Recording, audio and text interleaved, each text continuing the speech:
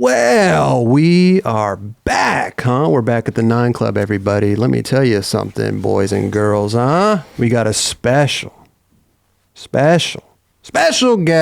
Special dude. Mr. Ricki Bedenbaugh. That was 3. I've narrowed it down to 3. Yeah. If the guest wants another one, I will abide. Yeah. But otherwise, the dude abides. Just 3. Yeah. Just 3. Yeah. Some of you at home may be wondering, who is this Ricki Bedenbaugh? Who is this dude? Yeah. You know, but man, the dude,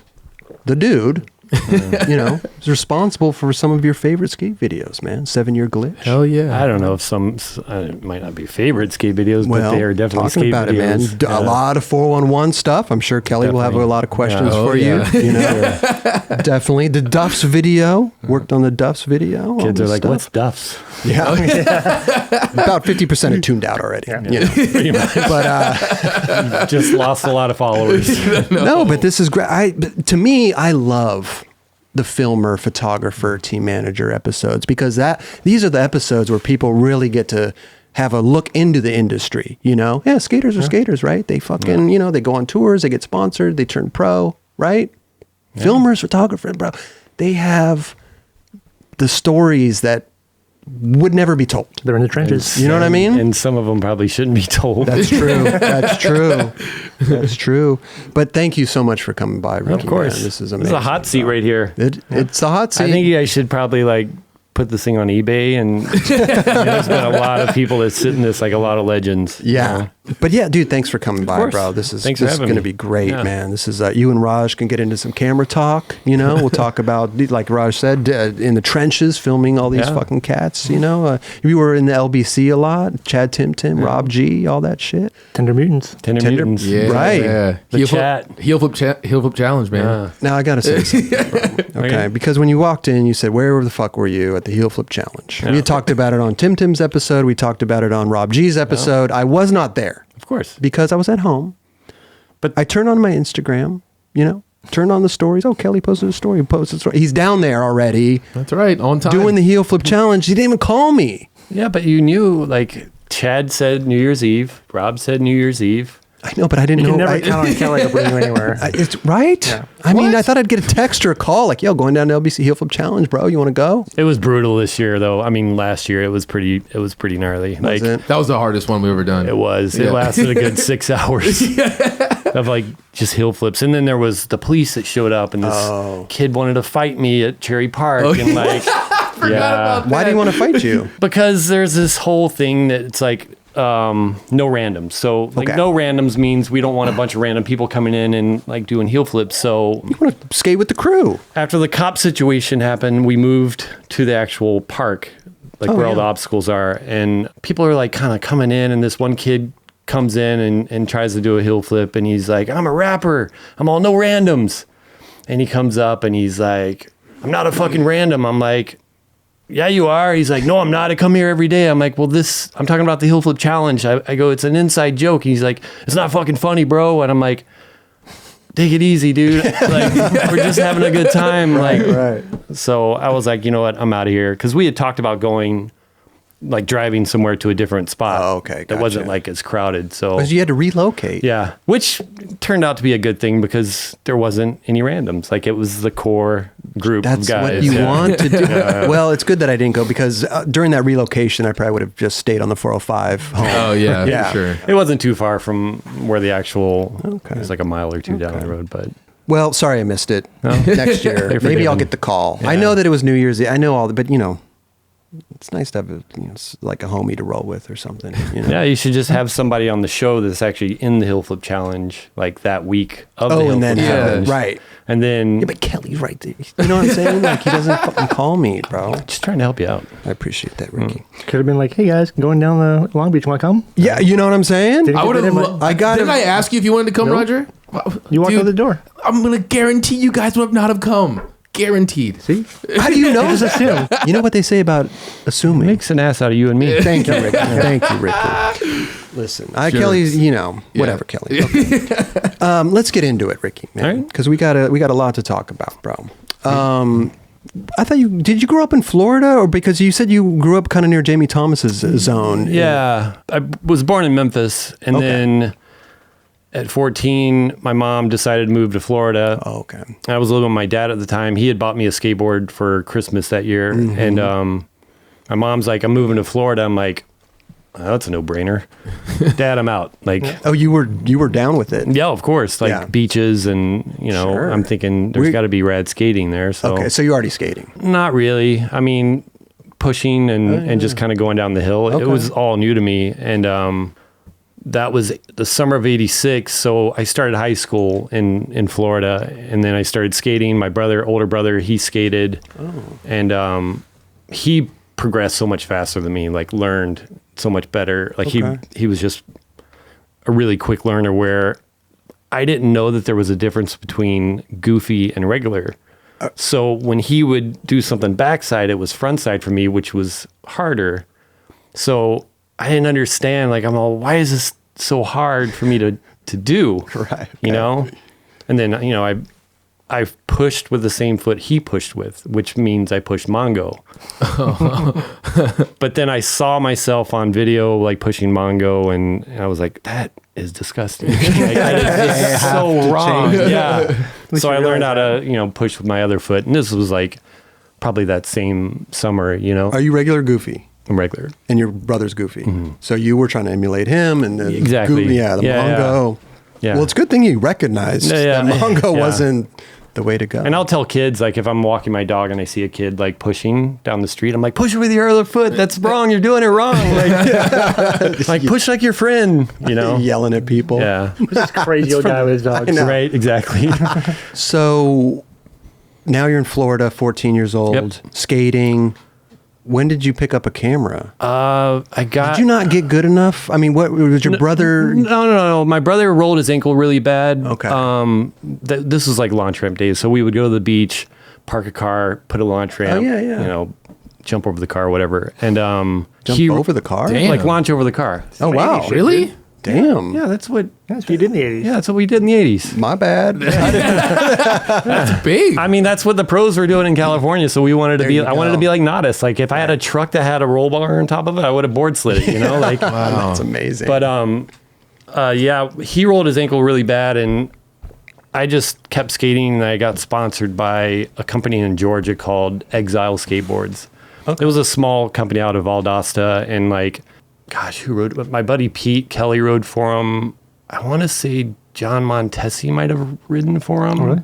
Wow. Or Mike Dare. Oh, Mike Dare. Yeah, Sick. I think so. I mean, this is probably 89, 90. And then Kris Markovich, obviously, he lived in Pensacola. So we all kind of grew up skating together. And I got a camera. It was a floor sample VHS-C.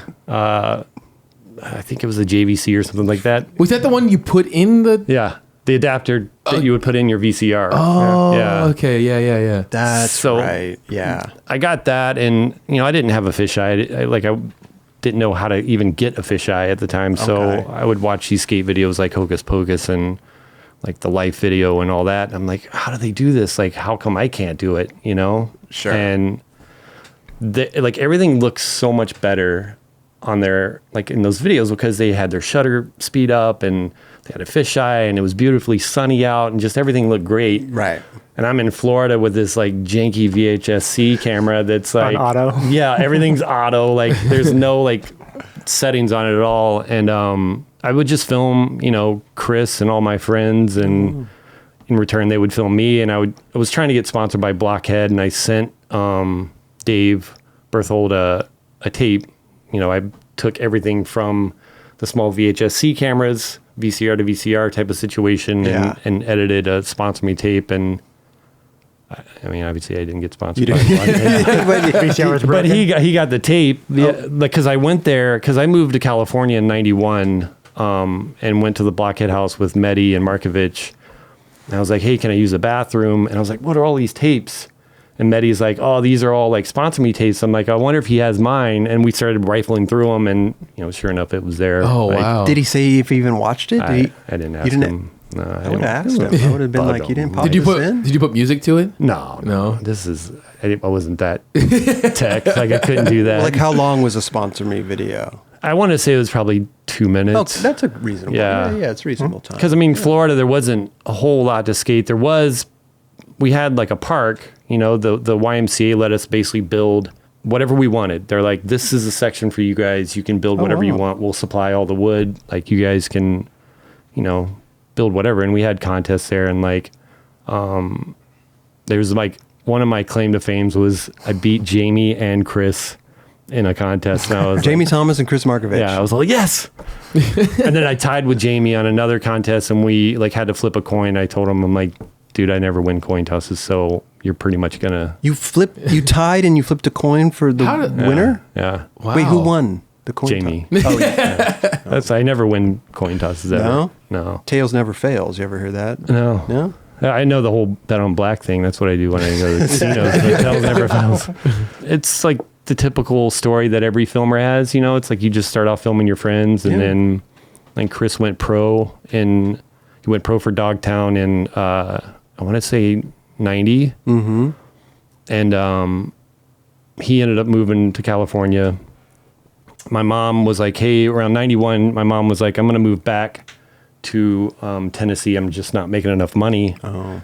And I'm like, well, I'm not going back there. Markovich was on Dogtown? Yeah. Really? Wow. My buddy DJ actually drew, I was going to bring it, but I'm like, it won't make any sense, but now I wish I would have. But Kris reissued the board, and my buddy DJ, A little gangster penguin, with like an Uzi. Yeah. And that was a GNS board. No, it was Dogtown. Yeah. But yeah, that was, I think, around 90, 91. And he moved to California. Like I said, my mom was like, I'm moving back to Tennessee, and I didn't want to do that. So I hit up Kris. I mean, this is before cell phones. This is like... Had to catch him at home. Exactly. Yeah. Which I'm surprised I did, but I'm like, hey, my mom wants to move back to Tennessee, and I don't want to do that. Like, is it cool if I come to California? You know? And he's like, dude, come out here. Sick. So I packed everything I had into this like 1978 Dodge Aspen. It was like, my dad bought it for my like 17th birthday. And I mean, everything I owned was in this car. Just drove straight to California, hit him up. And I was basically his personal filmer for 101 at the time. Sick. Like, Nodis was like, we'll pay you $10 an hour. You just write down your hours. Okay. And then Kris was like, dude, just write, you film for like 6 hours a day. Like, don't even worry about it. Right. You know what I mean? Like, it was just, there was no like, he's not checking on me. Like, Nodis isn't like checking up on me to like make sure I'm filming, which I didn't have anything else to do. So I was basically Kris's like personal filmer. And his parents, like, if it weren't for him and his family, like, they're the ones that like brought me in. Like, basically, our house is your house. Like, you're part of the family. Cause I rode for Teabags, which is clothing company that Kris's mom basically made all the clothes out of her, you know, out of the house. So I came out and tried making a living filming skating. Didn't really work out, so I moved back to Florida. Oh, really? Yeah. Wait, but even after the 101 video and because I just felt bad for I didn't want to seem like I was like sponging off of, because it was from September to April of 92, and I couldn't really afford to give them money for rent, you know, and I was struggling. Like, I would go to this Burger King in Oceanside that sold hamburgers for $0.25, cheeseburgers for 35 cents. I'd buy like 3 hamburgers and like a water cup and then just fill it up with Coke or whatever. Sure. And like, you know, top ramen and whatever I was eating at the time. Oh, man. And I just felt bad. Like, I know that they didn't mind me being there, but I like didn't want to be that guy, you know? Yeah. Plus, I mean, back then, Markovich is probably making what, $1,500, $2,000 a month. Probably like more than that. I mean, it was like when it was it like the 101 days were popping. Right. Yeah. It was like when the whole Rocco thing was huge, right in the middle of it. Kris is going to Red Lobster. You're going to get 25-cent cheeseburger. No. Kris like helped me out so much. Like, so I know you guys have heard like the stories of the world building, people going in and just raping, pillaging everything inside. So I was there when all that stuff went down. Like, Kris had like a Honda Civic, and we went up to World one day, and he took one of those like board bags and just filled it up with wheels, like with like gizmos, right? Yeah. And then just grabbed like, dude, it must have been like $5,000 worth of shit. Like, Jeez. and nobody even questioned it, you know? Just walked out. And he would give me stuff to go and sell at like Play It Again Sports or wherever. You know? Like, yeah. he's like, hey man, like I know, Nodis is paying you X amount of dollars, but if you need money, like just take some of this gear and go sell it, you know? That's dope. Yeah. Yeah. I mean, dude, honestly, like I really can't thank Kris and his family enough to like, if it weren't for them, like there's no way that I would have. Wow. He's the only person I knew in California, Right. and they basically opened their doors for me. And like, he got a camera for me and like, you're going to film me, for the 101 video. I'm like, okay. And then through that, I kind of met, Lee Peterson, Oh, wow. Steve Barra, like, I think Jason Dill at the time. I can't remember everybody that I met. When you went out filming with Markovich, did you ever want to film stuff of yourself at all? No. No, it was just purely you filming Kris. He was on the clock. At this point, I just kind of knew, like, all right, I got sponsored by this small company in Georgia, and I knew that there was no way that I was going to be a pro. Okay. And that's when I got a camera and I just started to like film all my friends and just one of my friends just happened to turn pro. And Yeah. I mean, obviously Kris is a legend, and Seriously. he was like probably a great person for me to really learn how to film with, because he skated so fast and like he was such a powerful skater that, anytime we went out with him, he would get Sure. I Get bet. stuff, Yeah. But then around April of 92, it was like shortly before the Rodney King Oh, stuff that the happened. riots and all that, yeah. Yeah. Because I remember I went from California back to Memphis, saw my parents, and then all that stuff started going down. And my dad was like, "Aren't you glad you got out of California?" I'm all, not really. yeah. So you had already moved back when you had already gotten out of there when all that was going I was on? on my way back to Florida. So like, Gotcha. I basically like when I came to California, I went up to Memphis to see my family and then drove across. And then when I came back, I did a stop in Memphis and then drove down to Florida. Okay. In Florida, obviously skating wasn't as hot as it is now. Like I was basically like nerds were cooler than me. Okay. Like nerds were getting laid. I wasn't getting laid because I rode a skateboard. Like, and my senior year, I was voted best skateboarder because I was the only skateboarder my senior year. That's skateboarder. Yeah. And there's like Parentheses, a picture. the only skateboarder. Yeah. Everybody was stoked that I went out there, but they were also stoked that I came back because they're like, "What's it like out there?" And I'm like, yeah. It's insane. Like I went to the school that Matt Hensley did the nose manual over the picnic table, like Right. because I told Kris, I'm like, I want to go to Carlsbad High. I want to go to all these places, you Yeah. know, and like ollie the Carlsbad Gap and The big one or the small one? the big one. Okay. You ollie did? Yeah. Dude, that thing was not small. Not back at- then, no. Oh, it still was huge. Yeah. Even like when they shut it down, it was fucking huge. I always dude. wanted to skate the small one. The one that's around the Yeah, around the corner. Yeah. Yeah. I never went there. You got to get out of. Ricki, I know. Get off the couch, Kris. It's too late now, I guess. It is. I know. I was bummed when they remodeled that. So that was basically when my filming career, I mean, to get paid to film, Yeah. that's what like shocked me. Like when Nodis told me, he's like, "We'll pay you $10 an hour. Just write down your hours. Like get a little notebook and write down your hours." That's when it click. Like you're like, this is. I can make a living doing that. I can pay my rent. No, I could buy. if it weren't for Kris's parents, I wouldn't. Okay. Because I wasn't. But at least it was like a like you said, hey, this is something I can get paid for. Right. You right? It opened the doors, but then I just felt, like I said earlier, I felt bad for. Yeah. It's like I don't want to seem like a sponge or someone that's like just a mooch. Like, Yeah. I'm Nobody eating their likes to be a food and I mooch, can't afford to yeah. even like, here's some money for groceries. Like, here's Right. some money for this. And it's like the money that I had was like to put gas in my car and pay my insurance. And like, it was getting me by, but there's just no way that I could Yeah. make a living. I mean, I'm sure if I stuck it out, it might have worked out, but But so you're back in Florida. Yep.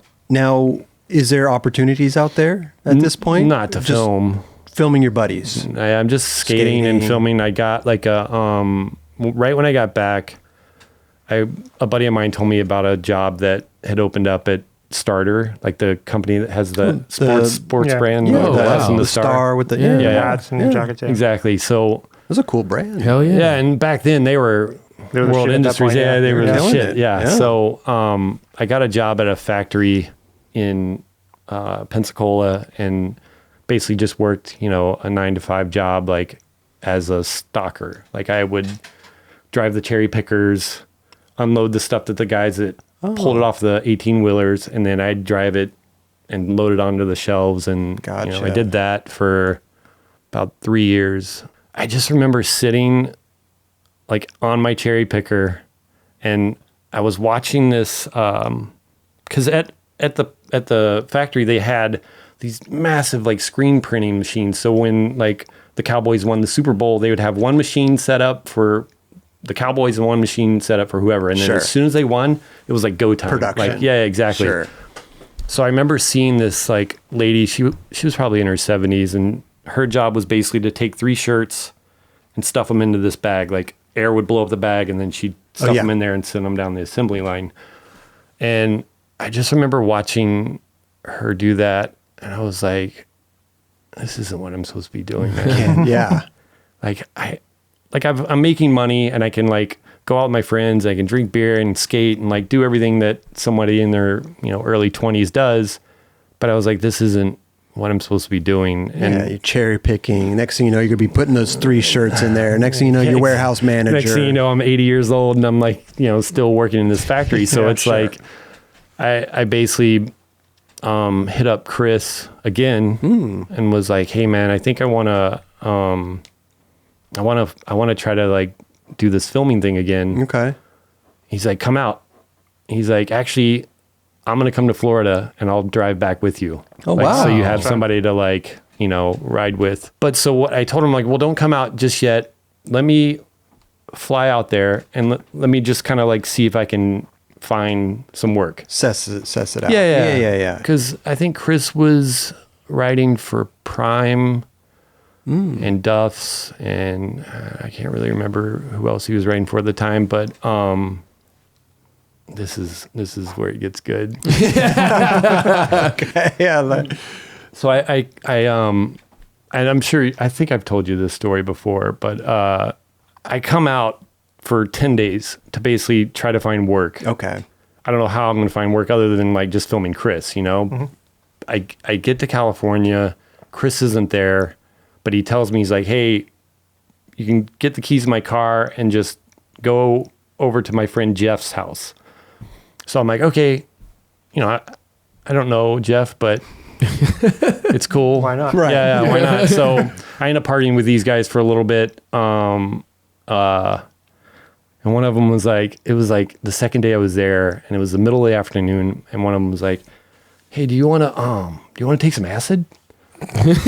And I'm like, I don't know, man. Like, last time I did that, I had a pretty bad trip, so I don't. He's like, no, this is like really clean. I'm like, okay. That's all. Not all much it takes. convincing. Yeah, Right. yeah. So he's like, it's really clean. Like, you don't get the backaches, and it's like, trust me, I'm on it right now. I'm like, okay. Wow. Yeah. So I take it, and then those guys leave, and I'm like, What are you alone now? I'm by myself in this dude's house On acid. on it. Yeah. So I'm like, okay, screw it. I'm just going to go drive around. And Kris had a 300Z at the time. Like, it was like, a red sports car, T-tops. Like, and I'm like, it's a beautiful day in California, and I'm driving down PCH just tripping balls. But long story short, it was a good day. It wasn't as bad as I thought it was going to be. And then Kris came back. He was in Hawaii or something. And he's like, we're going to go to this party tonight. I'm like, okay. Because like I said, he is the only person I know. Yeah. And he knows everybody. Right. So we go to this party in PB, Pacific Beach, and it's a surfer, this guy, Benji Weatherly. So he's like big time surfer. He's been doing it for years. Gotcha. And at the time I had a shaved head, bleached blonde hair. Walk in, Kris introduces me to Benji's mother, Barbara, and she's like, is that your natural hair color? I'm all, of course it is. And she's like, I'm all, look. I go, look, my armpit, they're blonde. Like everything, I'm all, look, blonde. I'm blonde all over. Okay. And she just looks at Kris. She just starts laughing. Because, I mean, I pull my pants down. Like, Yeah. I just met this lady, like, 2 minutes prior to this. So she's like, you know, who's this guy? And just laughing, whatever. So we walk it off and join the party. And then there's a band playing. And I didn't know, like I said, I don't know anybody there. I just met Barbara. Or she just met And you. this is like, And this is a professional surfer. So there's a lot of girls there, a lot of people in this band that was playing Blink-182. It was like before they were like, oh shit, big, No way. big. Yeah, it was like before they were big time. Oh, wow. Blink, you know? Funny. And they were playing and they just finished and Kris was like, dude, you should freestyle to Benji. Cause we would get drunk in Florida and like just freestyle rap. Okay. Not good at it. Terrible. But like when you're drunk, you're having a blast. Yeah, you just have you're fun. killing it. Right. So I'm like, you think? And he's like, yeah, dude, just do it. I'm like, okay. So I walk up to, I don't know who it was. It was Tom or one of the guys from Blink. And I'm like, can you guys give me like a good drum beat and a good bass line, you know, like something I can like freestyle to? And he's Sure. like, what? You want to freestyle? I'm like, yeah, why not? So they start playing this beat and I get the microphone and I start getting the crowd to like, you know, Turn it up. Fired up. yeah. I don't have a hype man at this. At Yeah. this You're your own point. hype I'm man. my own Yeah. hype man. Yeah. So everybody starts to kind of gather around because they're like, who the fuck is this guy? Like, you know, I've never seen this dude. And I start rapping about God knows what. I know I said something about going to Denny's because at the time you could go to Denny's on your birthday and they would give you a free meal. Yeah. Like this is like, you know, mid 90s, 95. And I don't really remember how it all ended. I just remember this is before the whole mic drop thing, but putting the microphone back in the stand and everybody's clapping. And then Barbara walks up to me and she's like, who are you? And what are you doing here? And I'm like, I'm sorry, are you pissed? Are you mad? She's like, no, like that was absolutely amazing. Can you do it again? I'm all, buy me a 6-pack. I'll do whatever. Like I'm down. Yeah. So she's like, well, then like, seriously, like, what are you doing here? I'm like, I'm just here visiting Kris. I want to like film skating. Like, that's what I came out here to do, to try to find a job filming skating. And she like looks at me with this, like, I can't believe you're saying this look. And I'm like, she's like, come with me. Takes me into her garage, full on production, like linear editing system, like 3/4 deck, beta deck, Videotronics, like thing that you do the titles and whatnot. And she's like, we do a surf, skate, snow television show here in San Diego. And we have somebody doing the skate section, but we need help. Wow. Are you down? What? I'm like, wait, did this really just happen? Like, are you serious? Like, I was just drunk freestyling and now you're like offering me a job. So she's like, how soon can you be out? I'm like, 2 weeks. And, you know, my mind is just like blown. I'm like, I cannot believe that just fucking happened. I told her, I'm all, look, I don't know how to use any of this stuff. Right. Like VCR to VCR, got it. But I don't even know what any of this stuff is. Like, I didn't know what anything was. And this is like a TV show. She's like, don't worry about that. We'll teach you. Like, there's someone that does surf and there's someone that does snow. We have someone that does skate. He'll teach you the ropes. Okay. He'll teach you everything you need to know. And I'm like, okay, sweet. So I fly back and then basically put in my 2 weeks notice at Starter. Mm-hmm. I don't know why I did that, but I just felt like it was the right thing to do. Yeah, of course. Yeah. Right. And as I'm leaving that day, on the desk was a bowl of fortune cookies. So I just take one, go into my car, open it up. I eat it, and it says, I still have it. We will travel both far and wide for business and pleasure. Oh, wow. And this is like the first day back at work. Yeah. And I'm like, okay, if that's not a fucking sign, it's fucking time to go. Like, Totally. so Kris came out, and then, you know, obviously we hung out for a little bit in Florida, took some time off, and then me, him, and then 3 other friends caravanned out to California. And Wow. the first day that I got there, I hit up Barbara, I'm like, so I'm here. Remember me? Yeah, exactly. I hope you weren't joking about that because I'm here. And she's like, awesome. She's like, there's a contest going on tomorrow at the Velodrome. Okay. In Carson? Yeah. Sounds about right. Cardiff? No, Carson. I was up this way? Yeah. Okay. It was the one where Penny did the kickflip in the Timberlands. Oh. And like, I think it was Chris Sin that like launched over the trophies during the ceremony. I don't know. It was that contest. It was a pretty big contest. It was 95. So I basically filmed that contest, and then they showed me how to like edit on this monstrosity of a, like I'm going from like 2 days ago or 3 days ago, I was in Florida, you know, hanging out with my friends, and now I'm already like, it's go time. What was the name of this video? Or STV. STV. Yeah. Okay. Surf, skate, snow, television. And it lasted, they basically paid me under the table at first, like, here's like $200. Like here's $300, whatever. Okay. But then they got an Avid system, and that's where they were like, okay, you need to learn this. The other guy had left at this point, the guy that was kind of showing me everything. So now the skate part was pretty much me. Oh, wow. That's kind of where it all started, like drunk freestyling. Jeez. And I was just like, the first couple of days I was in California, you know, I've already done so much. Like I've taken acid, I've like got a job, right. Like I'm killing it. Right? Like everything's just going out as I planned it. So, but yeah, I went back to Florida, quit my job. Chris came out and we drove to California, and that first gig was at that contest. I want to say it was like what was the Castle? Was it Castle? Castle contest? Yeah. Did they do pro contest? I think they might have been. They had it at Climax a few times. No, this was like, I think it might have been a van. NSA? Somewhere in 4-1, yeah. Huh? NSA? No. I don't know.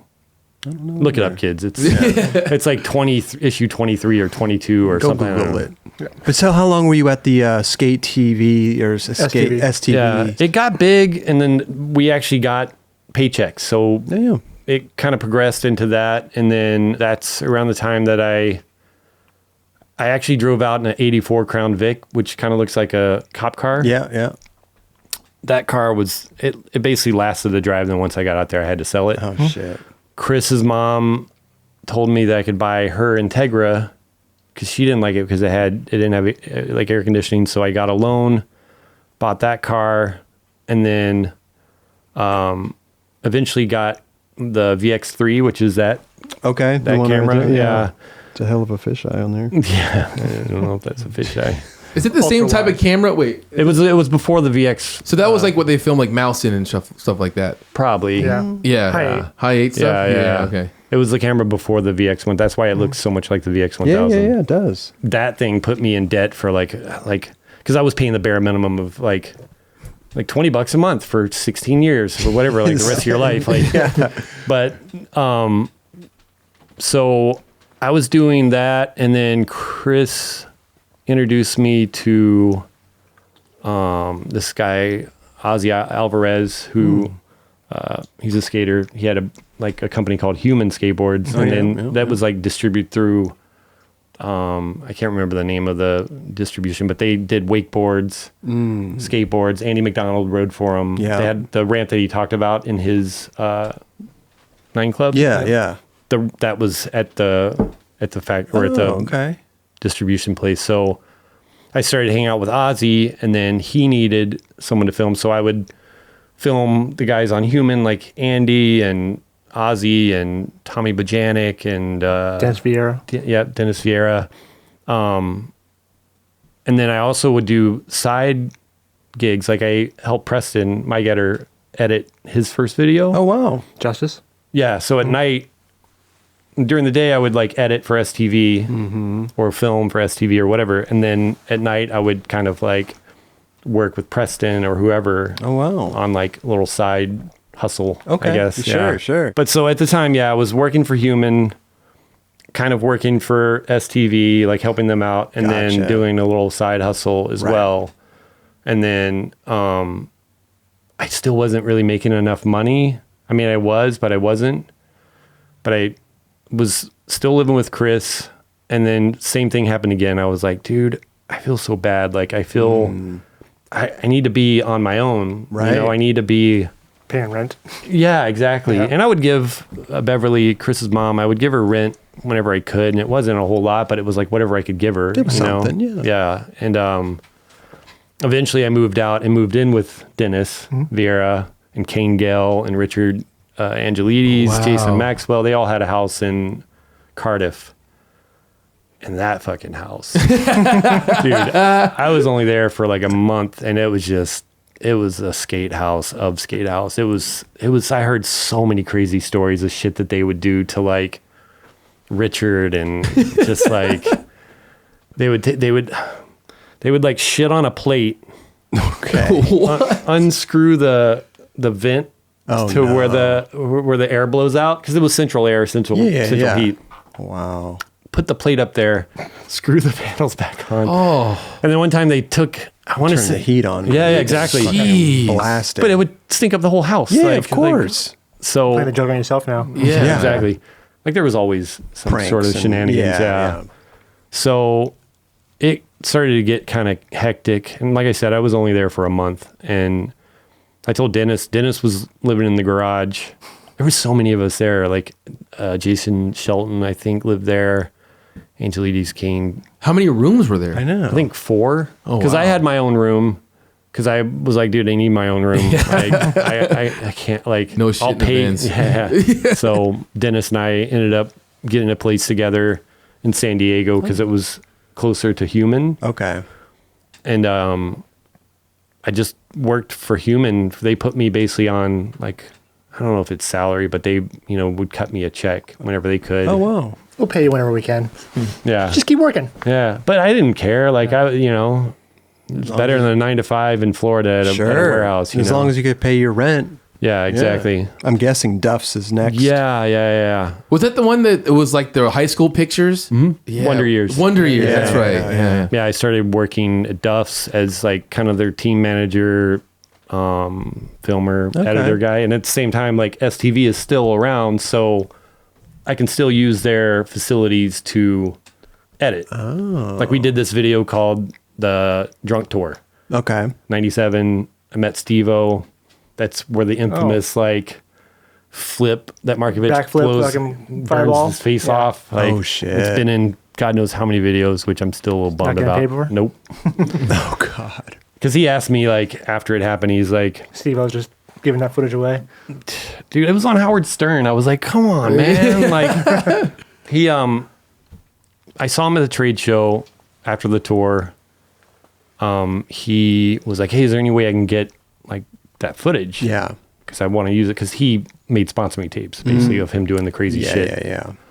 I'm like, yeah, no problem. Here, just take the tape. Like, I didn't, Yeah, who knows, right? I didn't know. Like, I was just like, yeah, here, take the tape. Next, yeah. Go make millions with it. Yeah, Sure. exactly. So, yeah, that happened. And then I put the edit together. Mm-hmm. And they basically gave the video away when you bought a pair of shoes. So you would get a shirt and a video when you bought a pair of Duffs. Gotcha. And this is VHS days. This isn't even like, this is 97. Like DVDs, I don't think they might be out, but it was like a luxury at that point. Yeah, exactly. Where the big giant laser disc. Yeah.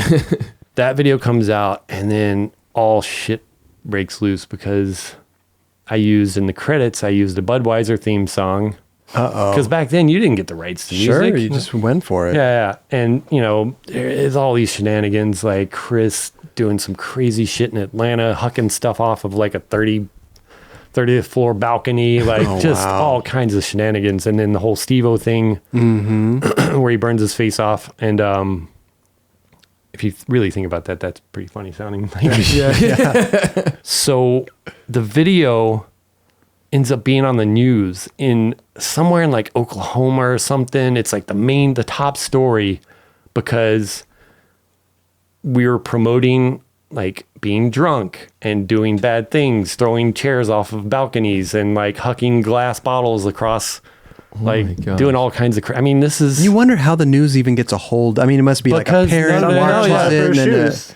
Yeah, it was the parent. Like the parent it was like, oh, I bought my kid these shoes, and oh, look, son, here, let's watch the video. And all of a sudden, it's What just is like this? chaos, right? It was all over the news because this lady is like, I bought these shoes in this video, and it's promoting drunkenness, and like I think Budweiser sponsored it because their theme song's at the end of it. No. Jeez. So then, like, I'm like, oh my god, this is insane. But everybody at Duffs is like, whatever, it's publicity. Yeah. Sure, bad is good. So Yeah. I basically was like, well, let's run a commercial. Let's make a commercial in like 4-in-1 Okay. out of this.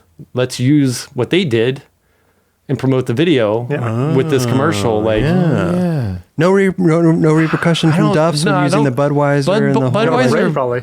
they might have done a cease and desist, Yeah, maybe. but we were giving the videos away. They weren't selling them. that's true. That's true. But it still had like Budweiser's theme song. What you is know, Budweiser's? I'm trying to The- think well, of some, like the. I found it it was on like a 60s like CD that had like company.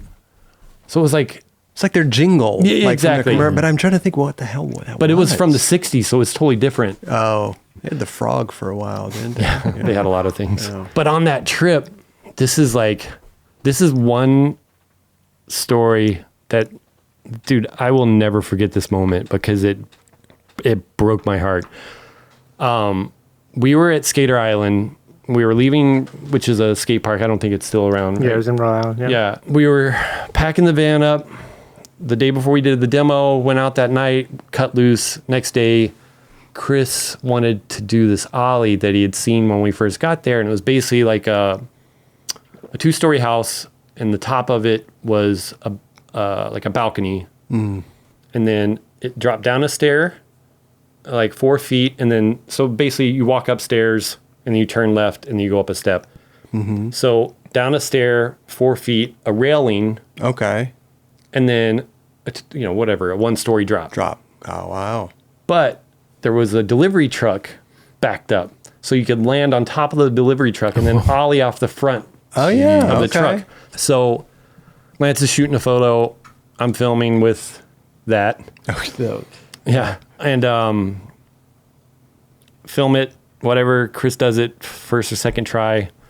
And, everybody obviously wants to see the footage. I show Kris first because he's the one that did it. And he's like, dude, you fucking filmed that so good. Like, that's like one of my favorite things you've ever filmed. And like hearing him say that, because he's seen me go from like not knowing how to even operate a camera to like, now I'm on tour with Duffs. So it's like, and everybody else is like, oh, let me see. So I don't remember who I showed, but Tape glitches. no. So I'm showing everybody's like high-fiving me, whatever. So Kris or whoever was like, all right, let's go. We got to get to New York. So we get to New York, get to the hotel, check in. Kris is like, you want to go skate around? This is my first time in New York. So I'm like, fuck yeah, let's do this. Yeah. And I'm like a kid in a candy store because I've never been there, and it's nighttime and there's all these lights and Times Square and like all this stuff. And I see Radio City Music Hall. And I'm like, oh, I'm going to film that. Pull out my camera, start filming. Oh, no. We hang out, skate around New York for a little bit, go back to the hotel. Kris is like, let me check out that clip. So I'm like, Roger, you know. I think we all know. Yeah. So I'm like, yeah. So I'm like rewinding it, looking through the viewfinder, and I'm seeing all the night stuff. And then all of a sudden, like I didn't see a hand. Because back then you would mark hand you in. would log your footage that way. So and it just went straight into like him, Trying it. I basically saw like from Radio City Music Hall sign to him basically, dude, my heart stopped. Dude. And I'm like, I look at Kris and he's all, what? I'm all, dude, it got recorded over. I'm all, not all of it, but right when you land, it got recorded. I'm all, whoever the last person was didn't watch it all the way to the hand. They just saw you land and then gave me the camera back, and I just assumed. Oh my And he God. fucking. So what happens is you see him throw down, ollie, and then I fucking shit you not. Right when the wheels hit, boom, Radio City Music Hall. Like there was no way you could use the clip. Like it was like land Radio City Music Hall. It wasn't even like 6 inches of rolling away that I was like, oh, maybe we could slow it down. I was like, he looked at me, he's like, don't fucking talk to me. Wow. Damn. And Kris and I have, we've had some moments, but that one was the moment where I was like, he fucking walks out, slams the fucking door, and I'm like, I'm sitting there. But okay, so you guys have seen Boogie Nights, right? Yeah, oh, yeah. When the guy, I'm an idiot. Yeah, Philip Seymour Hoffman yeah. is like in the or whatever car he has. So I'm sitting there on the bed. I'm like, I'm a fucking idiot. Like, I mean, not like that, but I'm just like, what the fuck did I do? Yeah. What did I do? And like, there's nothing I could do. There was only one angle. I was the only filmer. It was Right. like kind of before there was like double angles. So, and then the photo that Lance shot, comes out, 2-page spread. It's like, there's like one of those like skeletons that you would see in a science class. Okay. In the foreground. It's such a rad photo. I've hit him up about it. Like, asked him if I can get a print because it's the clip that made me like never, like ever Damn. look at the camera after somebody's watched you show somebody the clip. Make yeah. sure you fast forward to the hand and then, Crazy. dude, it broke my heart because one, he was like so hyped on how I filmed it. And obviously like him telling me that made me feel like $1 million. Sure. So Was your friendship ever the same after that? no, yeah, of course. I mean, but to this day, it's like, it's always back there. Like I fucked up on something so cool and there was nothing I could do about it. Like there was nothing I could do about it. You got to learn the hard way. Yeah. I mean, dude. I feel like every filmer has happens. that. That Like, moment. It does, but I like think- that was like the first time it had happened. So it's like he popped my cherry on that one. Like it was like, yeah, but such an epic trick and so Yeah. unusual And too to everybody go was over so onto a delivery truck and then like yeah. And the photo was like just amazing. Like it was a Yeah. black and white photo, and I bet just everybody was asking where's the Like, footage. I know. Yeah. You should put 'Cause the the footage vi- out now. Fuck it. I don't know where any of those tapes are. I only have like a handful of Duffs tapes. Like when I left Duffs, I basically left them, everything. I wasn't going to take, Yeah. Damn. They paid for it. yeah. So that was the drunk tour video. And then, it's still like just thinking about that damn Ollie, whatever. We went back to California and then I was in a bar with my buddy Ryan, in Cardiff and, was watching, just drunk. There was TVs on and there was a baseball game or some sort of documentary about this baseball player. And they were showing old photos of him from when he was a kid, like holding a bat and like that type of stuff. And I was like, my brain just the wheels started turning. And I was like, what if we did a skate video and basically like, instead of like their introduction would be old photos of them. Right. Like Wonder Years. Yeah. We could call it Wonder Years. And then we could just use that Joe, what's his name? Joe Crocker. Joe Crocker song. And do the titles exactly like Wonder Years and like do everything just like Wonder Years. Because it was like one of my favorite shows. Like who didn't like Wendy It was Cooper? great. Like Wendy my Cooper God, was, Wendy Cooper. Yeah, exactly. Because at the time I'm still a TM/filmer, but there's no talks of like doing a video. I just proposed this idea to him, and I'm like, I have this idea. It might work. It might not work. It just depends on if I can get everybody's parents to send me pictures. Right. Like Chris Pastris, Matt Hensley, like all these people. So it ended up, working out. We did a lot of tours and I filmed a lot of stuff around San Diego and it, I guess it did pretty good. Like it's hard to tell. Back then, there's the only feedback you get is by people you see in the wild, in person. Because obviously it was my first big. Sure. The human video was cool, but it wasn't like. This is like Matt Hensley. Like, there you go. You know what I mean? You got Chris Pastris, Matt Hensley. Sure. You got Markovich. Solid squad. Yeah. Before Wonder Years, wasn't there going to be like a video called Surveillance? No, that was after. That was after. That was the second project that I proposed to him, and that was another. Because I remember seeing the Wheat Paste posters everywhere, and then nothing ever came out. So that was another idea I came up with. It was like shortly after, probably, let's see, I was at Duffs from 97 to 2000. So it was probably around 99, 2000. And I was watching Enemy of the State that Oh, movie yeah. with Movie, yeah. Will Ferrell. Yep. Right. Or not Will Smith. Will Smith. Yeah. Yeah. That would be funny. Would if it have was. been a great Will Ferrell. That'd I would be love to watch amazing. that. Yeah. So it was the same thing. I was just kind of drinking or whatever, and I was like, oh, it'd be rad to do a video and just like kind of film everything like it's like a surveillance camera. Like everybody's intro would be shot like it's filmed from a surveillance Little bird's camera. eye view. of Yeah, the- so like what I would do is like film, Jake Stewart at an ATM, put the camera up kind of high above his head, and then like film the television with another camera to give Sure. it like that. that effect of interlacing and all the, that, yeah. Exactly. Yeah. So What happened? I can't remember if it was myself.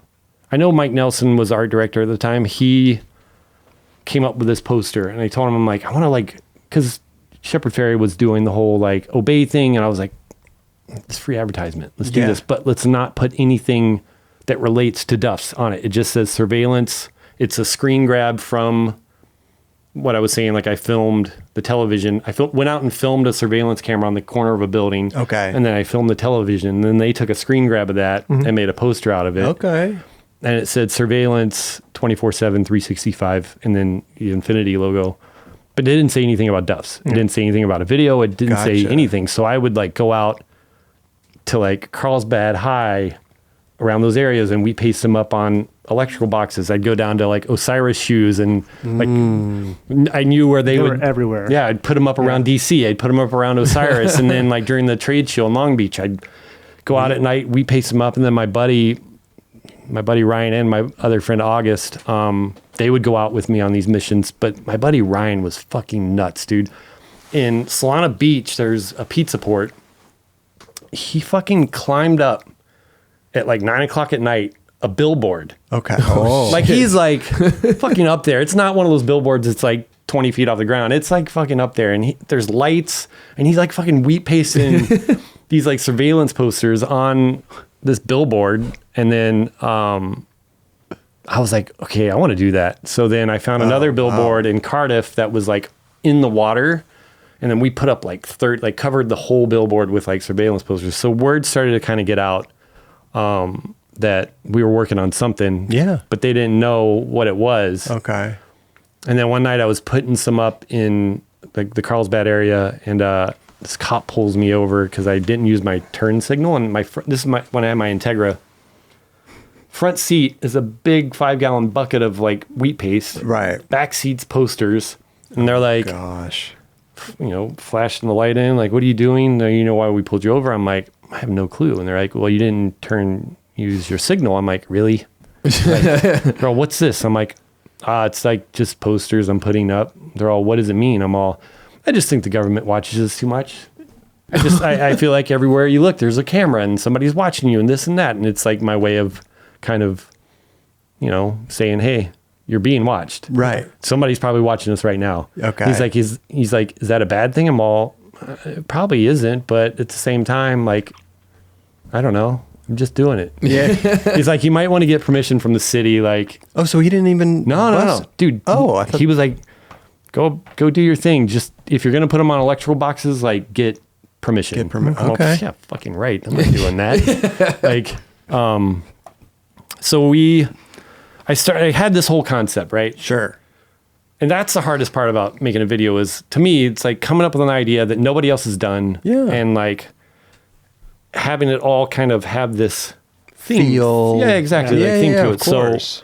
that was the direction that we were going to go. And I made a couple of commercials for 4-in-1. Mm-hmm. And I used a lot of audio from the Enemy of the State. Oh, okay. Like the weird audio and like how they're trying to find Will Smith and Yeah. So Wasn't Barra? Didn't he get hit by a bus in that movie? I think so. I think he was in it. It was Felicity. I thought he was in Enemy wait. of the State too. You might be right, yeah. Yeah. So I made these commercials, right? Yeah. And then I made a teaser for the trade show. Oh, okay. The night before, I went out and fucking put surveillance posters everywhere around like Long Beach, like just because I wanted people to know that the trailer or the teaser that I made ties into what you're Sure. seeing out in the streets. Yeah. Did people start to think about Duffs at that point? No. Not at They didn't all. know. They didn't This know. was like subliminal marketing. Yeah, This was exactly. Like- But are there even like skateboarders thinking about what's going on, or is it just like everyone's like they're what is just this? seeing it Well, without yeah. even knowing what it is. exactly. Yeah. How long are you doing this before the trade show with the trailer? How many months? Probably or, 3. Okay, 3 Yeah, months. like- Yeah, I was living in like Etnies at the time, and I remember seeing them everywhere. Yeah. I think it was the first day of the trade show. That's when people started to put, one and one together. Yeah. Like, oh, this is a Duffs video. Like, I was wondering what the fuck all these like surveillance Right. posters are, you know? And the teaser had, was that somebody's stomach? That was my stomach. You guys ready for You some need some bacon and food? eggs? So Trainwreck's in it, Bajanic's in it, and he was killing it at the time. And a lot of guys, I feel like that rode for Duffs were kind of these underground, like nobody really knew who Trainwreck was. Nobody Right. knew who Bajanic was, and they were so good at skating. And I feel like the teaser that I made really kind of pushed the boundaries of like Okay. being different, There you because you go. have these like surveillance shots. Right. And then you have all these weird sounds and blah, blah, blah. So I think someone either at Giant or 4-in-1 saw it. Or no, actually somebody at DC asked about it. And they're like, who did this teaser? And they're like, our video guy. And they're like, you might want to hold on to that guy. Like, I was like, wow, that's because I think Mike Nelson told me that. I was like, fuck, that's nice. Fucking Nice nice to- compliment. Yeah. Of course. So, I think shortly after that, I got a proposal from 4-in-1. It was either Ortiz, Johnny, or Steve Douglas. I met up with them. They're like, we're going to start this new thing called On Video. So 4-in-1 was already going Yeah, on. This yeah, was a proposal for on video. Yeah, On Video and Giant. So they were Yeah. basically what they were going to do was like half my check would come from On Video. Oh yeah, okay. And then half of it would come from doing stuff with Giant, which was Black Label, New Deal. Element. they wanted you for the Destructo. whole thing. They wanted you to do shit for everybody. Which I didn't give a shit. I was like, Okay. I'm all, let me think about this. But in my head, I'm like, first thing I got to do is quit Duffs. Yeah. And these But guys this are, is you already had done this trailer and this video. I know. So Well, the 18 There's a lot of- picked that concept up. So I basically had to tell, I want to say Rob Dotson was working there, and I basically had to tell him like, hey man, I got an offer, and it's like I really can't turn it down. right. And like as much as I want to, I would love to be able to finish this project, but I can't like Wow. turn this down. Like I have to like. This is a huge opportunity for me because one, it's like On Video and 4-in-1, and then Giant and how big they were at the time. Mm-hmm. I basically, I told them, it's still one of those things I think about was like, damn man, I had a really good idea and I didn't finish it. Couldn't you do know? it, yeah. But How far were you from being done, you think? I wasn't even. I hadn't even really started. The this only was- thing I made was like a teaser for it. And to get weed people, pasting Yeah. posters. which was, I mean, it's a great idea. Creating buzz. Yeah, it's a great idea. And which it kind of, I was like, fuck, man.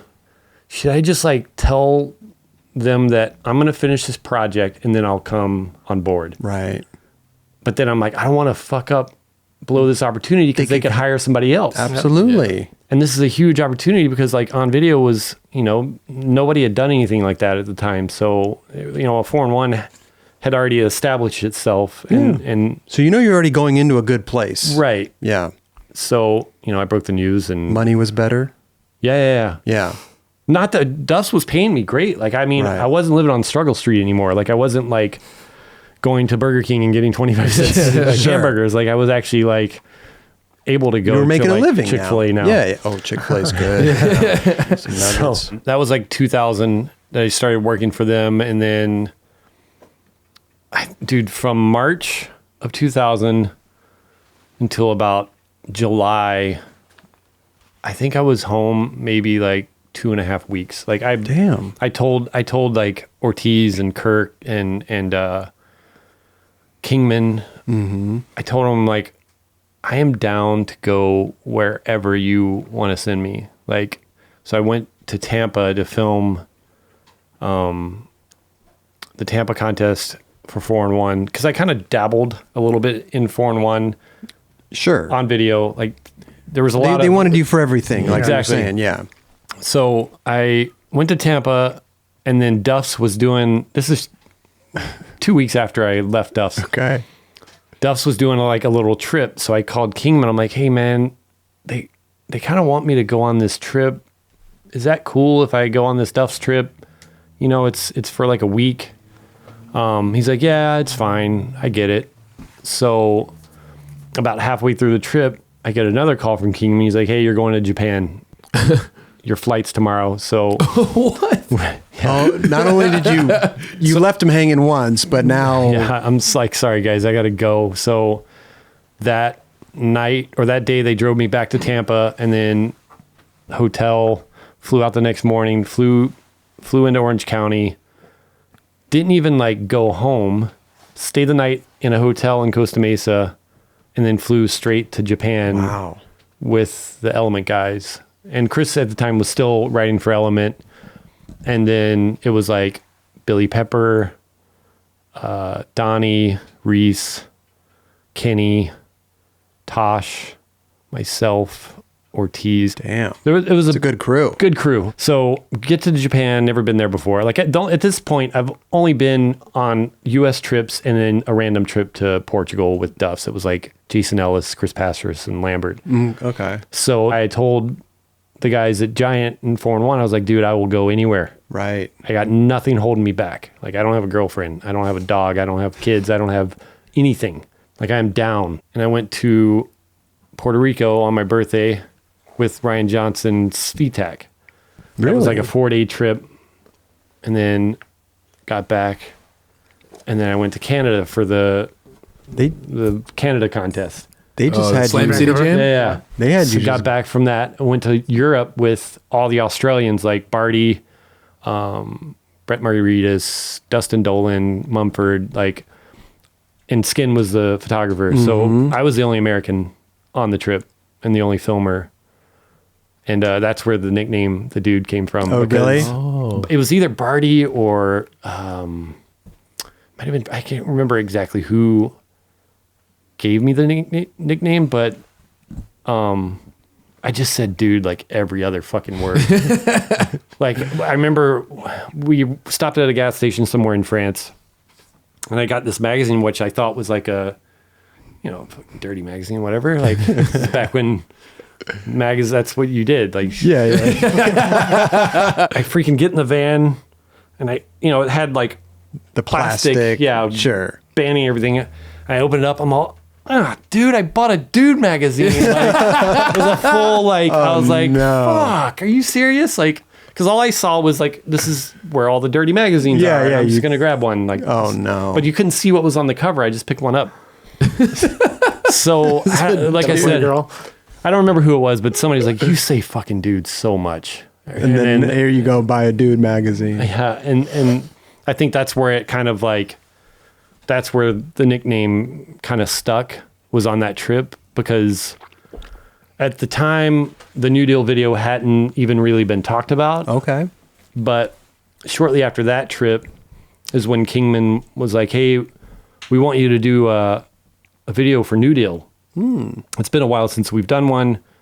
And that's where the name 7 Year Glitch came from. And just instead of 7 Year Itch, 7 Year Glitch. Yeah, And gotcha. Nadas was like in charge of kind of doing a lot of their like artwork Okay. at the time. So Armando Barajas wasn't on, was it? no, this was Julio like, wasn't there either. No, not even. I felt like that Okay. video was like the kind of the first time you saw Barcelona really heavy. yeah, you know, that's when Fabrizio and Rob G and Tim had just got on. And I had met Fabrizio from filming in Europe. So then he gets on New Deal, and we do this trip with Burnett. It's basically up to Sacramento. We link up with Beeble. Beeble ends up going on the trip. And we teach Fabrizio pretty much how to speak English, like on this trip, because he didn't really like say like much of anything, you know, like he couldn't speak English. So Right. he, you know, we would say something about, oh, there's a puddle in front of the spot. Like he's all, what is this puddle? Like, he didn't know what it was. So I'm like, oh, it's just the water. We got to like dry it up. Yeah.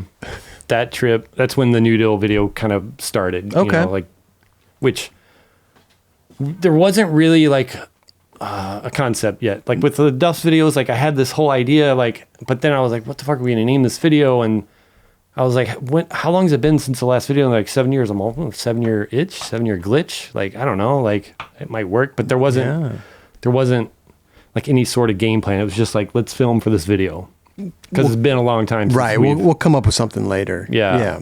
But at the same time, like on video was, taking off. So I was still doing stuff with them, but it got to the point where I wanted to be a little bit more hands-on with the editing. Because on video, you were just filming. Pretty much. Yeah. Because Kurt would do a lot of the editing, and Wing Kirk and this guy Dog, he did all the time-lapse stuff. Okay.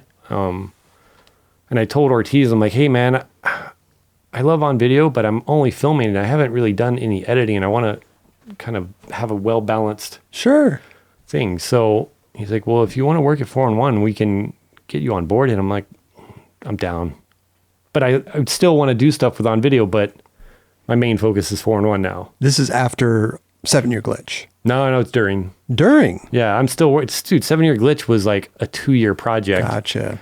And then Giant had a lot going on then. Yeah, they did. Yeah. I was like fucking just but I loved it. Okay. I loved every minute of it. Like I fucking You didn't get burnt out at all? No, Okay. dude.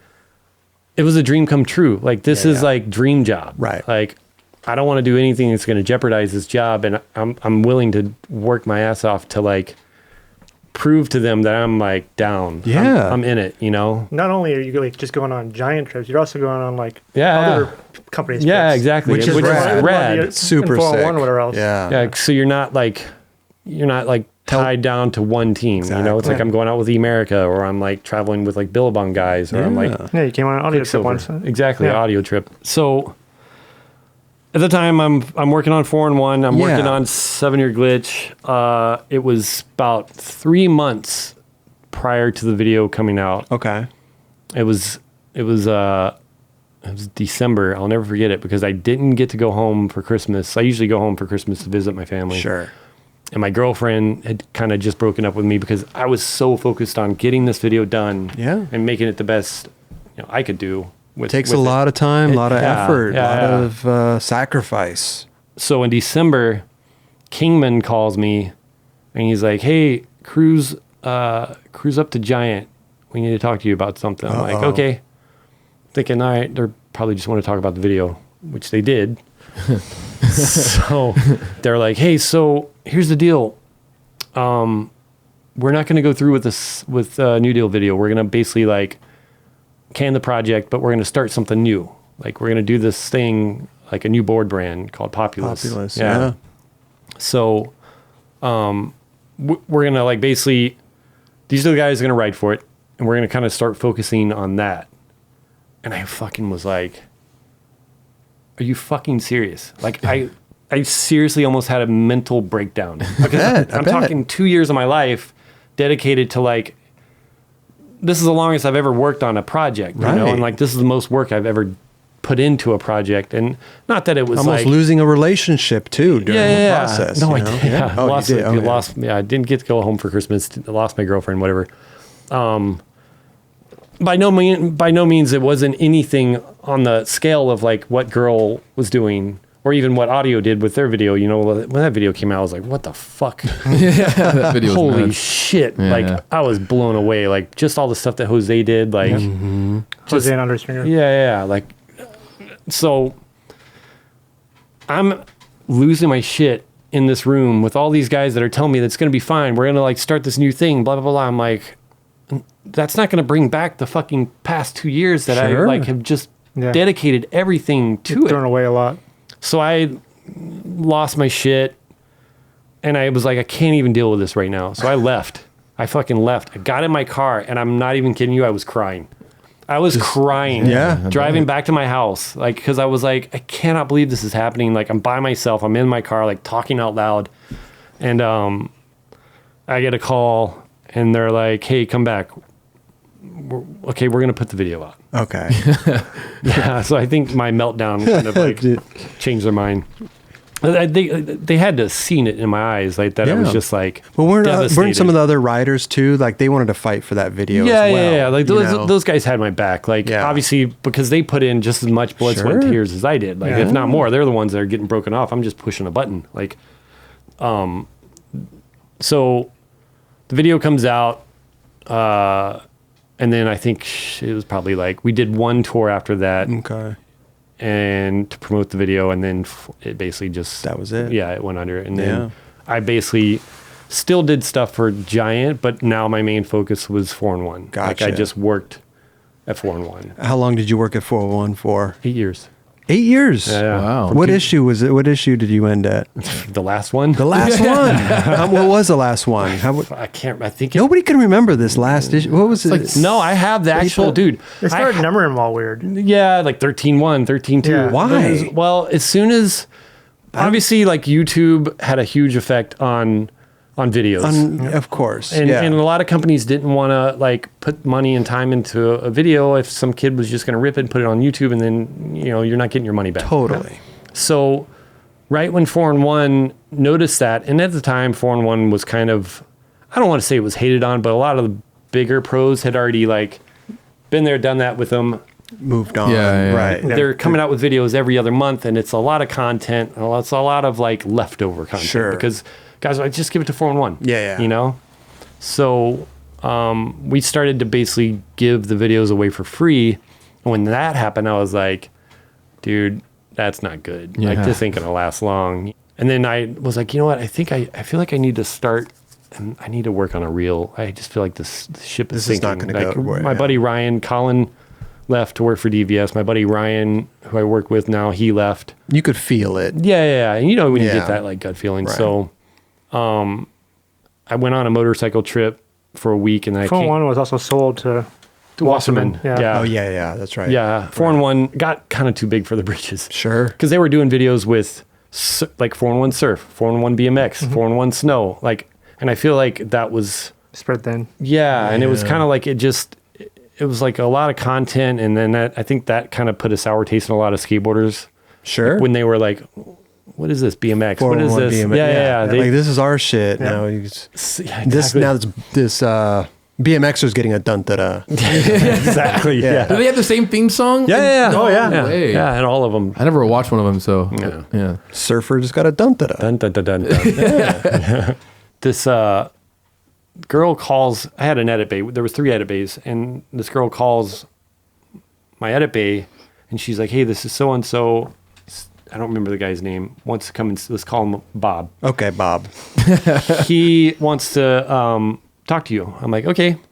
So Bob has been at 4-in-1 for about 6 months, but it's separated. Like 4-in-1, Wasserman's got an upstairs floor, and you take the elevator down to the second floor, and that's more of like the Wasserman crew. It was over on like Olympic and Bundy, right? Yep. So Ortiz is in Europe. I'm probably the only one there at the time, and this Bob calls me into his office, and he's like, "Hey, Ricki, have a seat." And I You don't know Bob. I don't buddy know Bob. Bob. But I look at Bob, and I'm like, it's kind of weird that you've been here for 6 months and I've never met you. And he's like, "Yeah, that is weird. Have a seat." Okay. So I sit down, and he throws out his whole like thing, like basically, we're trimming the fat. Oh. We're gonna have to let you go. This Wow. whole thing, and I let him say his thing, and I calmly look at him, and I'm like, "I understand, man. You're a fucking Bob. You don't belong in this business, and this video is not going to last. This company will be out of business by December." Wow. And I walked out, like full dick. Yeah. When you do something like that, it just brings this rush of like, Yeah. you just like, Adrenaline. The dopamine got released. exactly. Yeah. So I walk out, and he's probably just dumbfounded that I just said that to him. Like, that was word for word what I was like, "You're a fucking Bob. You don't fucking belong." I don't remember his name, but in Office Space, of course, the right. Bobs. Yeah. What the fuck am I going to do? So the first thing I do is unemployment. Yeah. Fill out the paperwork, and then within a day or two of getting the paperwork back, where they're like, "This is how much you're going to get a week or every other week," or whatever it was, I get a call from Kirk Deanda, who's at Element now. Oh. So on video's done, 4-in-1's done. Kirk's been at Element for a couple of years because him and Johnny are like, good friends. And he's like, hey, do you want to work for Element? Like, it was just like, You want to come back to Giant pretty much? for the most part, but it was such a like seamless, like the week prior, I got let go. Yeah. The week after, I got a job. Got a job. But I wasn't even like, I wasn't sending stuff out to people like, hey, you guys need a filmer. Like, I wasn't even trying. I was like, I'm just going to play video games. What do you think it was? Did he hear that 411 or I'm he sure. just, or he just cold called you? He said, maybe 411. I might have like told him like, hey, I just got let go from 4-1. Like, if Okay. anything comes up, let me know. Oh, there you go. So I Okay. basically went from 4-1 straight to Element Straight to Element. as an independent contractor. Like, I wasn't Oh, like, gotcha. they basically told me like, this is what you'll make. You'll get paid once a month. So, spend your money wisely, Yep.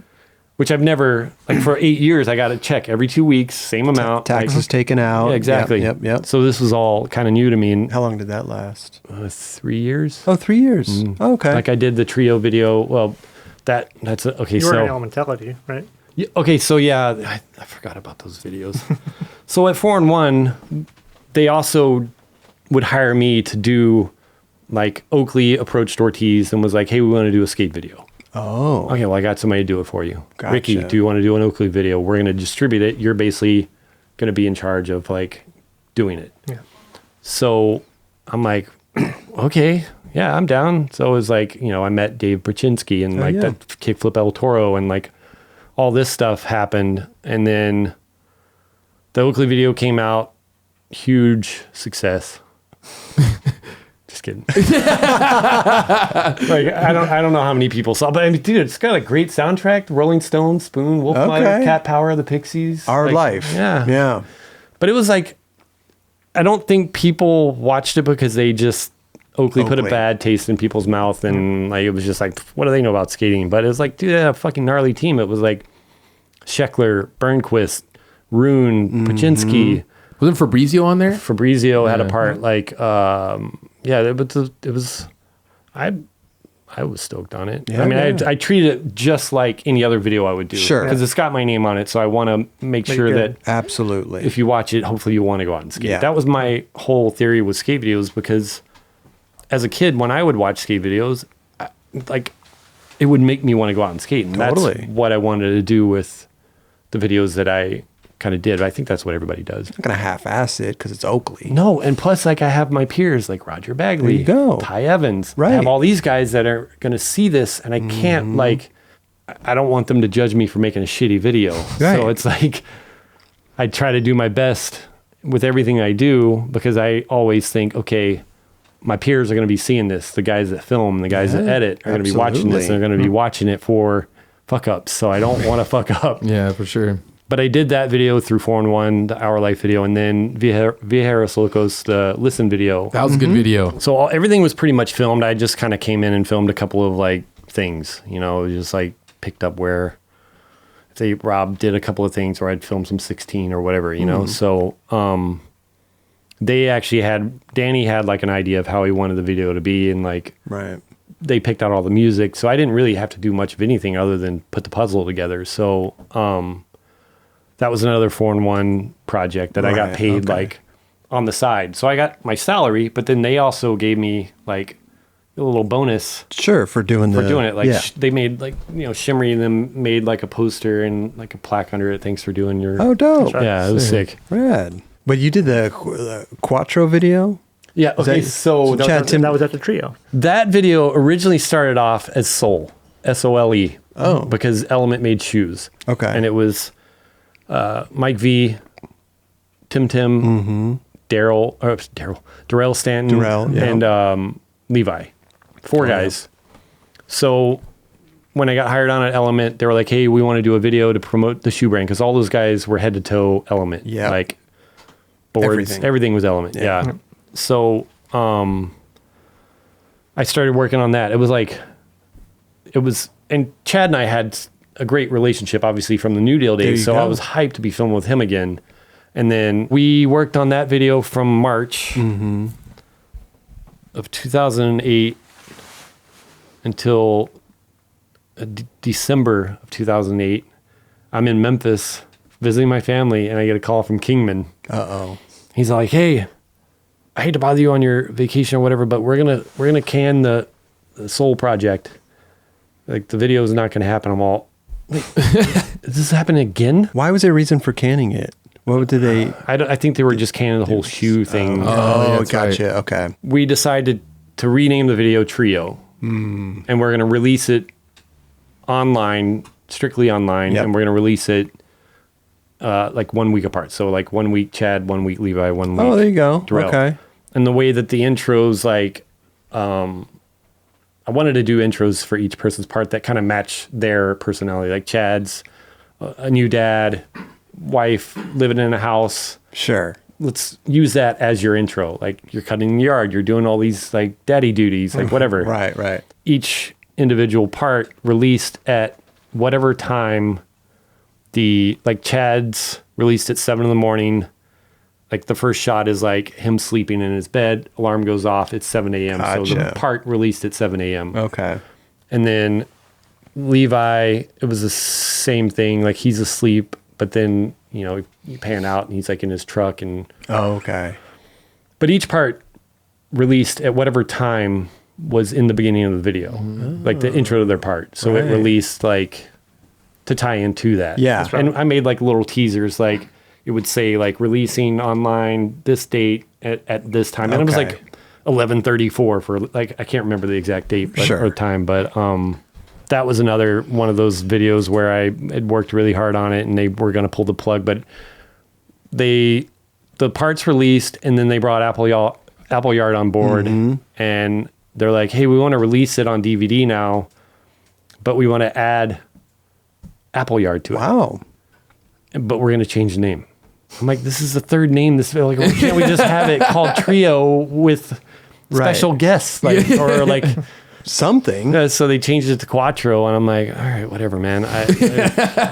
But the thing is, it was a welcome to the team part, but he had like 5 tricks. It wasn't like a full gotcha, part. Like it was gotcha. just like 5 like bangers, and they basically like released Quattro because of that, Okay. because it says, welcoming Yeah, Mark yeah, Appleyard. yeah. But then I think they put Get Busy Living as a bonus. Well, maybe they were thinking like, oh, Trio, now there's one more, Quattro, maybe we'll just do that as a little, but they're releasing the same video. yeah, with this- same it is colors weird. and everything. But I Yeah. mean, whatever, I get it. I understand why they did it. It was just Yeah. kind of, and then after that, so that was the last video I did with the VX1000. That was all Okay. VX1000.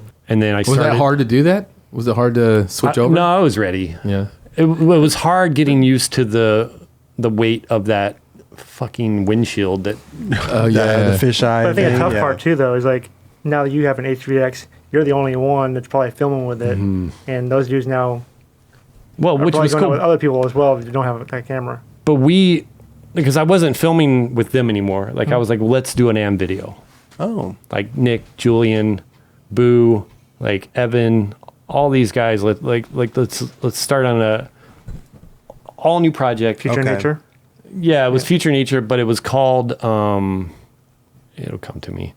It was called something else. I did like a trade show thing for it. And so I started on that project and it was going to be 100% like HD, no VX1000. Gotcha. And then I worked on that for about a year and a half.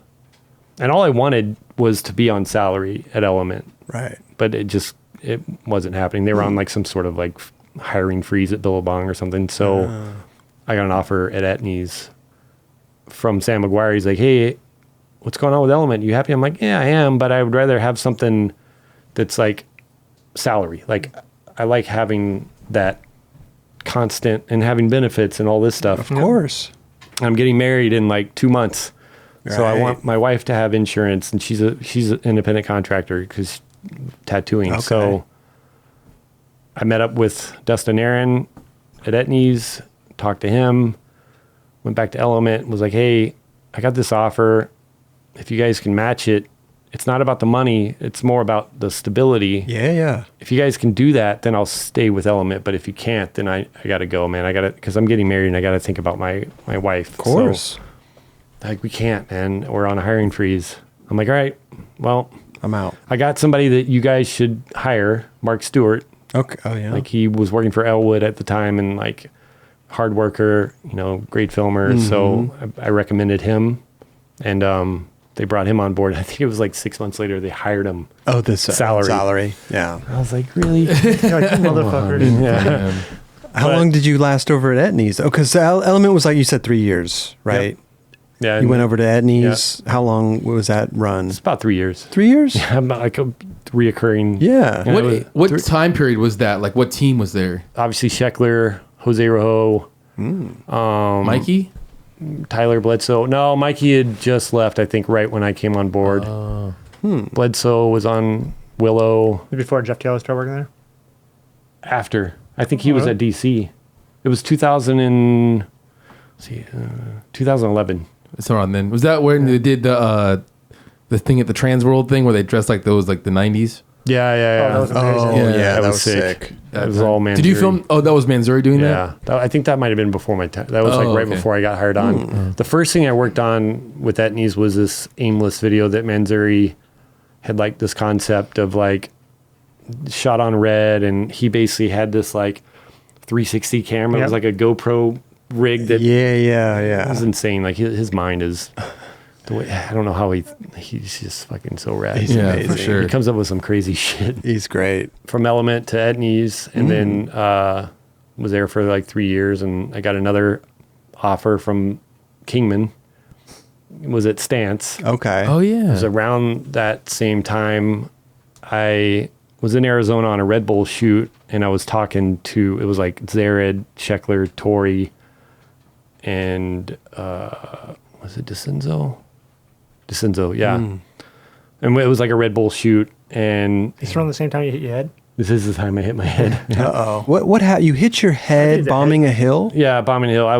We were there to shoot this. It was called Perspective. It was like a Where were you? Where? in Arizona. Sorry. Oh, okay. We were in Arizona, and Red Bull basically like it was a huge budget for this shoot. Like they Okay. rented out the water park so we could skate anywhere in that Oh, water park. yeah, And they yeah, rented out sick. this like giant like warehouse, and it was the last day. We had all gone to the grocery store because Zared was going to basically make us dinner, celebrating that we're done. We wrapped. It was like a 4 or 5 day shoot. And we get to the area that they rented a house.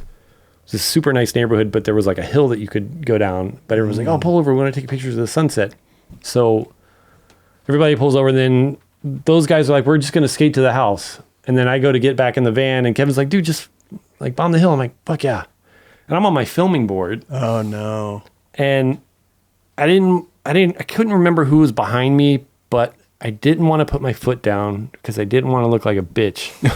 Okay. And I started getting speed wobbles. Oh no. And from what DeCenzo told me, he told me that I collided with Zared because of the speed wobbles, but I thought that I like got hold of the speed, like controlled them. Mm-hmm. And then when I went to pass Zared, everybody was going left. Everybody was hanging left where I thought we were just going to go straight down. Oh. So when I went to pass him, he was turning and I collided with him. I might be wrong about this, but I get up and everybody's like, whoa, sit down.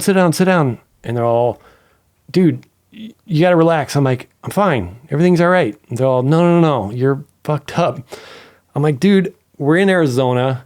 We just finished a Red Bull shoot. President Obama is our president. It's January 9th. I know everything that's going on. I'm fine." Okay. So I get up, they get me in the van, and then we drive back, and then my fucking eye just starts to like swell up. Oh no. There was no evidence of my face hitting the ground. Like there wasn't, like if you're going that fast, Skid mark exactly. on the face. Cheek, Yeah, something. of course. Nothing. Like so Some I'm abrasion. still dumbfounded on what caused the fracture, but it, ran up straight up my brow, and Fracture from your cheek. no, just from Just from your eye socket. Yeah. And Wow. I sent a picture to my wife and was like, pretty rough day at the office today. And she's like, calls me and she's like, "What the fuck happened? Like, you need to go to the hospital." I'm like, I'm fine. So she talks to one of the producers and basically like gets him to take me, because DeCenzo fucking broke his ankle bombing that hill at the same time as me, not because of me. Right. I don't think. It might have been because of me, but I just remember hearing screaming, and they rushed him to the hospital. Damn. Yeah, it was like good times gone bad. Jeez. So I'm in this house, and one of the producers like takes me to the hospital, and then they do like an X-ray or CT scan or whatever. Yeah. And they're like, okay, we're going to send you over to ICU. You got swelling of the brain, bleeding on the brain, and a fractured skull, like a subdermal hematoma or something. Damn. So I'm like, well, no, I don't want to. My buddy will drive me over there. And they're all, no, you need to get in the ambulance. We're going to send you over there right now. So I spent like 2 weeks in the hospital. 2 weeks? Like 10 days in ICU and then a 4-day recovery, like in a normal. Yeah, swelling of the brain. Do they have to like No, they didn't do have any to drill. surgery? No, there was no. To relieve the pressure. They every morning I would get a CT scan. They wanted to see how everything was like, if it was getting worse or better, and they said that it was getting better, so they didn't. Meanwhile, I'm so fucking hopped up on drugs, I don't know what's going on. Take me to the CT scanner. I end up doing some physical therapy tests. The doctor's like, dude, you are killing it. Oh, like, good. I don't know how you have so much balance. You haven't walked in like 10 days. You're like, I'm a skateboarder. Exactly. That's what I told him. Yeah. I'm like, I'm sure skateboarding has something to do with it. So, with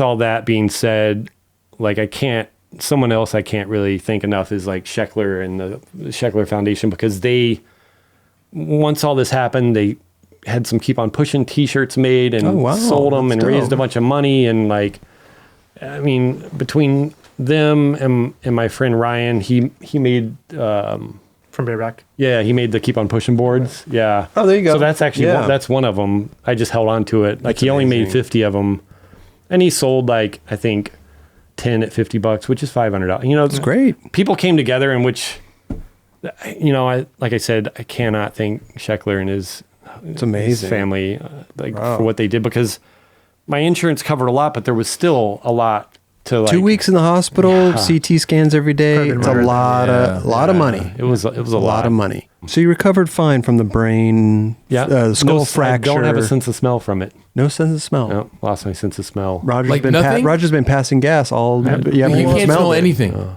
I can smell sometimes. I can smell. Believe it or not, I pick up if my dog farts. Okay. It doesn't smell like a dog fart, but I pick something up. Huh. I'm like, I have an old van, and like when You can taste in the air. yeah, I don't know. It's weird. Because Like tasting a dog fart. poo particles in my mouth. Oh, God, Raj. I'll tell my wife, I'm like, hey, come over here. Did one of the dogs fart? And she's like, yeah. I'm like, I knew I smelled something. I knew it. It's coming back. Yeah, I It's hope coming so. back. That would be rad. No But smell. No. I couldn't even imagine. We take smelling for granted. you do, but you don't. It's Like, not I don't something really we think about. And I don't think about it unless somebody mentions something like, oh, that smells like shit, or oh my God, it smells good. Like, I don't think about that. I'm trying to think of the last time I smelled something. every day. Not me personally Yeah. smelled, but Has it messed with you at all? Not being able to smell things? Taste. Yeah, some of the like rosemary bread tastes like bread, because rosemary is like a scent driven. what about like garlic? That's taste? strong. It doesn't really taste the way it did, but I can pick up Hints certain. of Yeah. different And things. onions, Okay. I fucking hated onions, but now I like can't really taste them. So. Yeah. Well, let's go back to you were talking about the barracks project, the red Yep. what was it called again? The Redirect. Redirect. redirect. Yeah. Right. Went to the barracks. They're basically like, okay, we're gonna give you low pro bag full of everything you need. Okay. Camera, batteries, everything you need to like do this project. You have 2 months to basically film and edit whatever it is that you want to do. Sure. And then we're gonna, at the end of it, we're gonna pick a winner, and then that winner gets the package. Oh, okay. The losers get 30% off, Okay. which I was like, that's cool. I mean, Reds are expensive. they are very expensive. So I was like, okay, I already know what I want to do. I'm Yeah. going to do this Keep on Pushing thing. So the way that it came up was when I was in Barcelona, Filming. I was like, I want to do something with this song. It's I Can Tina Turner, like they covered it. I don't think that they're the original guys that sang the song, but they did their version of it, and it's called Keep on Pushing. Okay. It's perfect. I already know what I want to do. I had the idea in my head of who I wanted to start this video off. I wanted to start it off with the older guys that I looked up to, like Nodis, Ray Barbie, Dressen, or Eric Dressen, and so on and so on. In my head, what I visualize, because working with Nodis from the 101 days. He lives in Santa Monica. Yep. Like, still know the house that he lives in. I think he might be in his parents' house now. I don't know if he's still in the same. They were right next to each other. Yeah. I pictured him in my head. What I pictured was the street, his street, and all of a sudden you just see him coming out and coming down the street, and then it cuts to him like pushing. So then I want to use things in the foreground to wipe to the next guy. Gotcha. Well, Nodis wasn't returning my calls. So I was like, okay, fuck. Okay, Ray Barbie.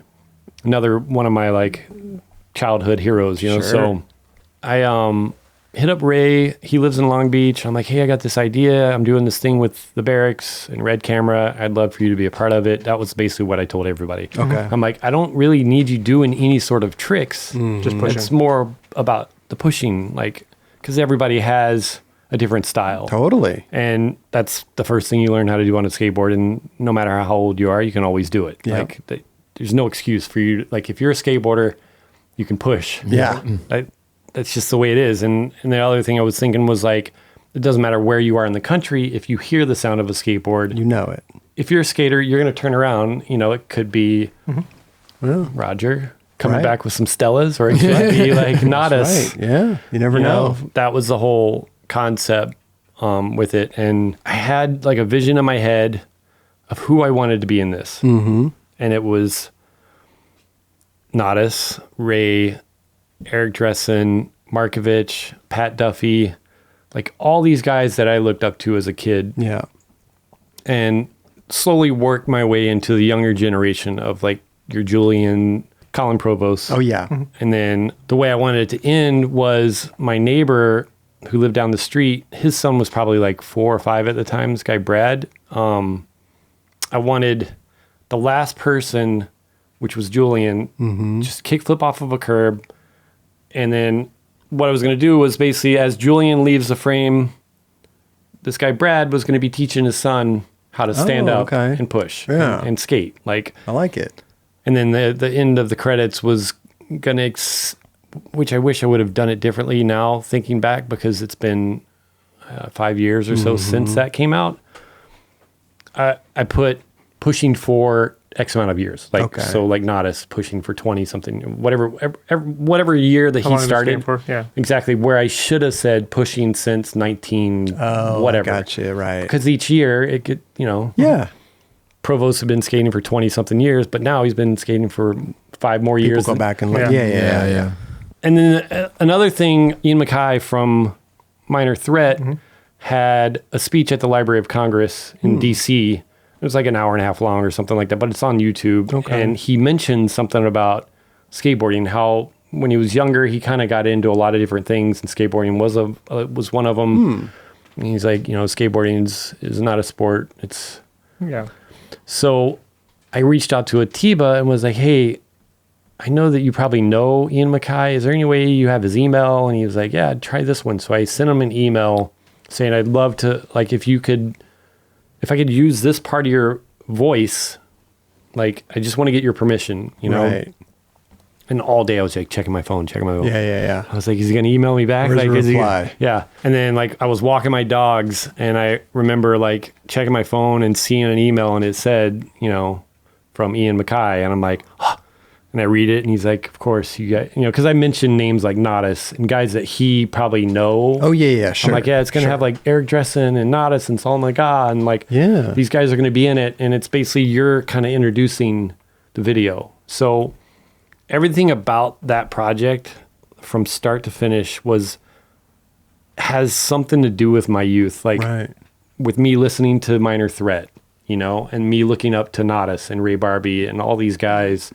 And then the song Keep on Pushing. And then the ending credits, I asked Ray to like, Oh, do a little music? exactly. So Okay. he played Yeah. like music for for the credits. Gotcha. It's just like I said, it was like me thinking skateboarding, because if it, like I said earlier, if it wasn't for my dad buying that skateboard, Christmas of '85, like fucking who knows what the fuck I'd be doing. Like, Right. you know, and skateboarding, it's like I'm fortunate enough to have friends like Kris and his family, and Sheckler and his family. Like, the skateboarding community is such a tight knit thing, and everybody's got everybody's back. You know, totally. I mean, I think about like when I see these kids that are playing football and baseball, and I get it. Mm-hmm. But like to me, why would you not want to skateboard? Right. It is seriously like the raddest thing. It's a confidence builder. It's like sends you all over the world. Like, oh my gosh, it's insane. People you meet. Yeah, exactly. It's everything. Like, It teaches you to deal with failure. exactly. Yeah. Like was one, it's not easy. Sure. And you know, it depends on how determined you are. You're going to stick with it. Mm-hmm. Like I can't imagine my life being like not having skateboarding in it. Like, I don't know what the fuck I'd be doing. Like my mom, after like 3 or 4 years of living in California the second time, she was like, how much longer do you think you can like do this like filming thing for? I'm going to do it until nobody wants to film with me anymore. Like, Sure. I'm going to just keep doing it. Like, I'm not going to like not do it. I think everybody got skaters, their parents, you know, when is this going to pan? Like, what are you doing? You Yeah. know, It's go to gotta pay off. college, go to, you Exactly. know, And see, that's get a job. the places I've gone and the shit that I've seen because I got a skateboard and because I got interested in like filming, dude, I would never ever seen any of these places. Like Totally. I went to Poland and I went and saw like all the gnarly concentration camps and all that shit because of skateboarding. Like went out there for like 2 weeks skating and Yeah. like, I mean, it was like during the New Deal time and it was just like people like trip out when I tell them, they're like, so you're so lucky. Like you get to go to travel all these places. I'm like, yeah, I am. But at the same time, like you were saying, I'm laying in a ditch, like trying to film somebody do a backside flip over a street gap. Sure. You You're not know? doing tourist shit. No. I'm not. Well, You're sometimes. doing skate tourism. Yeah. Yeah. There was times where me and Ortiz, like we would go on trips and we would like extend our trips and go Right. somewhere. Yeah, like yeah. I went to like Venice, Italy with Ortiz. I went Oh. to Paris with Ortiz. Like these romantic getaways with fucking Kris Ortiz. You and Ortiz. Yeah. And dude, I love that guy. He's so fucking rad. Hell But it's yeah. true though. I don't think I would have ever left the country. No. If it wasn't for No. skating. I don't even know if I would have gone west of the Mississippi. There you go. So in Pensacola. Fucking still working at Starter. The keep on pushing thing was just like, It's amazing. it truly was like my thank you Yeah. for everything that it's given me. And I mean, I didn't win, but it doesn't matter. You won. I did win. There you go. Yeah. You They got know? a staff pick on Vimeo. Like, Hey, you go. you got 30% off. Exactly. And so that's what I ended up doing was I sold everything and that got me like $9,000. Okay. And then the money that I got from Sheckler sessions helped out a lot. So then I basically like took out all these little things I didn't need because you didn't have to buy the whole package. Like Sure, you could sure. like, I don't need these little batteries and I don't need this and that. That'll save me like, $5,000. How much is the whole thing like altogether? The package that they gave each one of us was it was 33,000, 34,000. Wow. Like in a low pro bag, like a roller bag. Yeah. That's like the basic kit. Yeah, it's just a bag. That's And that was with the That's the discount? starter kit. That's with the discount. No. That's what it's worth. That's what it's Okay, worth. okay, Yeah. okay.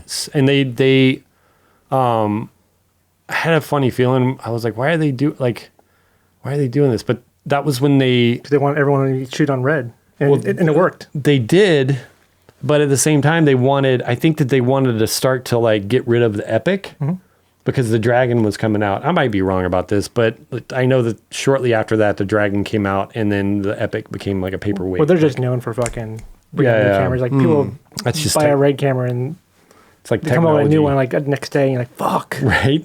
I bought the red, and that's around the same time that I got the offer from Stance. Oh, Like, yeah.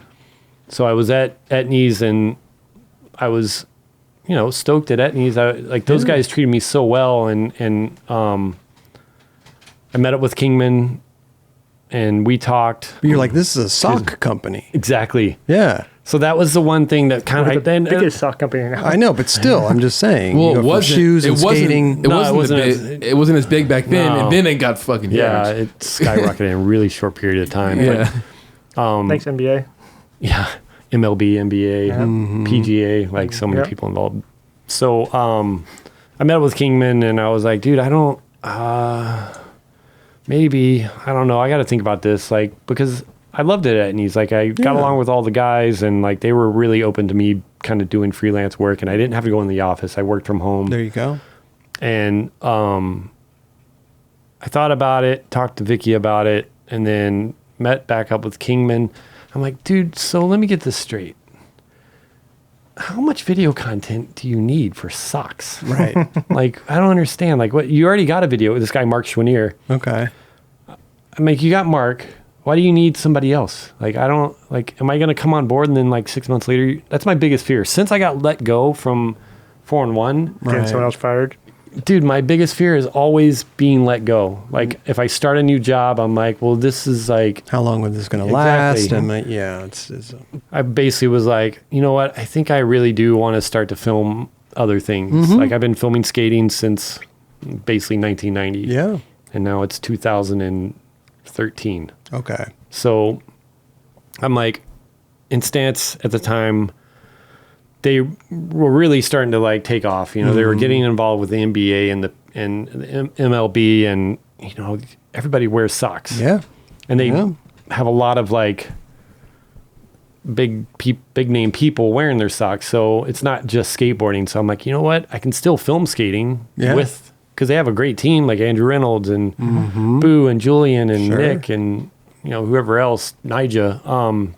So I'm like, all right, screw it. I'm down. So I had to tell Dustin at Etnies, I'm like, dude, I got some bad news. I need to bounce. He's like, you're going to a sock company? Pretty much. But he understood.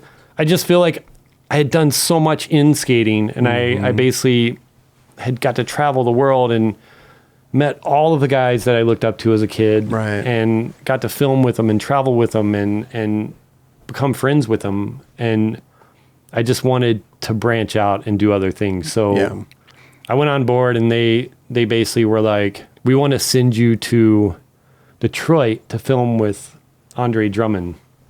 I'm like, who the fuck's that? Like, I don't know any basketball player. I don't know. It's like, I know Michael Jordan. Magic Johnson. Like, I don't like follow basketball enough to know. Right. They're like, oh, he's a basketball player.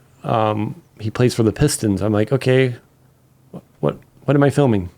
Well, just go and film him. I'm like, all right. So I go there and film him. And then I go to New York and film some other basketball players, because what they were doing was just getting content to announce that they're going to be the official sock of the NBA. Gotcha. Okay. So they wanted me to film with Drummond and film with these guys in New York, and then go to Miami and film with Dwayne D-Wade. Yeah. Which I didn't know who he was. I'm like, who the fuck's D-Wade? Like, Really? Damn. dude, I don't know shit about. I'm like, skateboarding has been my life for the past like X amount of years. Like, that's all I cared about. That's all I followed. Like, day in, day out, breathe it. Like, that's Instagram. Like, everything I looked at online was skateboarding. Like Thrasher, Transworld, Skateboard Mag, the Barracks. Like, I never was really into basketball or any other kind of sports. So I went and filmed with Drummond. I almost got him arrested because there was this abandoned church, and there was like a basketball court that was all fucked up and covered in graffiti, and the wood was all buckled up, and it was just so rad. I was like, we got to shoot him in here. The door was open. Like, so we go in and we come out to like 4 cop cars. And they're all like, burr, burr, burr, burr, burr, like, just like surrounding the place. Meanwhile, almost, this dude's like 7'1", like, he's massive, and it's just me, him, his agent, and the photographer Kwang. And I'm like, oh fuck! But I'm used to dealing with this kind of shit. Sure, it's skateboarding, you know. But his agent is flipping her shit because this makes a bad look on him, because anybody driving down the street is going to see these cops and see this giant ass dude and be like, wait, that's fucking Andre Drummond. Like, what the fuck's going on? So she's trying to wrangle him and get him into the like escalator or whatever they had. Right.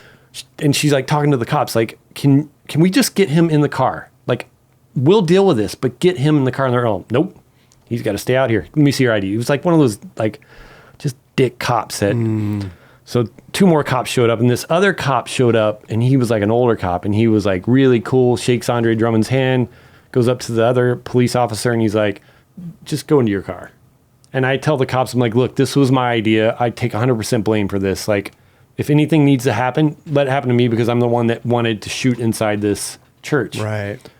So everything ends up happening, or everything ends up like clearing up. We go to another spot, and that police officer calls this guy Nick, I want to say he called him or the agent, but was like, hey, I know you guys wanted to shoot in that church. Here's what I'm going to do. I'm going to come with you guys and stick with you guys all day so you don't have to worry about this happening again. Not bad. And if you want to go in that church, just go in there and get your shots and then come back out. So we had this escort, basically. So it went from like stress factor of like 10, the agent was like losing her shit, man, because this is like one of her. Yeah. It's a big deal. Yeah. End of the day, Drummond like there was a game that night. The Pistons were playing somebody. So he gets the police officer tickets, signs a basketball for him. And then we send the guy like a boatload of socks. Like, yeah. So that was my introduction. That was like one of the first shoots I did for Stance. And then, shooting like golf dudes. Oh, yeah. And it's a whole range. Yeah. How long did you last at Stance? What was 3 years. There we go. It's a common number for you. It was like, it was a little under 3 years, but I worked with them and worked with Erica, Yeri, and Mark. And it was rad because we did a lot of like cool stuff. Like right when I first got hired on, they were still kind of small. They were kind of getting out there, but like as far as video content goes, they were like, do whatever you want to do. Yeah. So they would let us do these like crazy, weird ideas, and then we could use whatever music. It was almost like early 90s skateboarding. Like, just use whatever. Like nothing's going to happen. Right. So we'll pay for it. Well, no. We didn't even just barged it. Yeah, we just barged it. So we didn't pay for like in the first like 6 months or so. We didn't like. I used like a Pee Wee Herman song for Todd Francis. Like, I don't remember. I mean, it just was winging it. Yeah. I got to fucking meet Allen Iverson, dude. There you go. So that, like, I normally... Did you know who he was? Yeah. I know who the fuck he is. He's fucking gnarly. So I don't normally get intimidated by people when it comes to shooting. Like, I it's just like my job, so I got to do this. You can't fan out and you can't, like, be intimidated. Allen Iverson. So I met him... And he was cool. We shot him in front of like the Love Park sign. We kind of barged it. And like, it was really quick because you only get like a couple hours with these guys. So it's like, we got like 2 hours with Allen Iverson and we still had to do like an interview with him. So, we shot with him at Love Park. It was like turn and burn. Like just throw the ball up in your hand. Like, look at the camera here. Let me get a tight shot. Boom, boom, boom, boom, boom. Done. Cool. Got it. Let's on to the next spot. So then we go to the next spot and then it's like underneath the, what's the bridge? Ben Franklin or no? Ben Franklin Bridge? Yeah. So we're right there on the city side of it. And I'm filming him, like just kind of, he's talking to the guy that runs the basketball program and I'm just kind of filming a lot of stuff. And I'm like, hey, let me, I want to get a shot of your hands. Like the tattoos on your hands. Like he's got money bags on tattooed on one hand. And then I forget what the other tattoo is, but, I'll never forget this. He looks at me, he's like, what the fuck are you waiting on? I was like, oh shit, sorry. He's like, you don't need to apologize, just fucking shoot my hands. And I was like, wow, okay. I mean, it really I felt like an infant. Right. We sit him down, we do this interview with him, and then I have to put these pieces together once we get back to kind of introduce him as one of our punkin' poets. So I had this idea, wanted everything to kind of be black and white, do these edits. It's like 3 of them. The guy T, who's was in charge of that part of the Stance, sends them to Allen Iverson, and the whole day I'm like, what did he say? What did he say? What did he say? Like, you wait for that reply. Yeah, he's like, dude, he fucking loves them. I'm all, yes, sick. Like he probably, I mean, I get it. He didn't know me from Bob, Sure. He's probably had a billion fucking cameras in his face, and here's this fucking white guy like, hey, I want to get some shots of your hands, dude.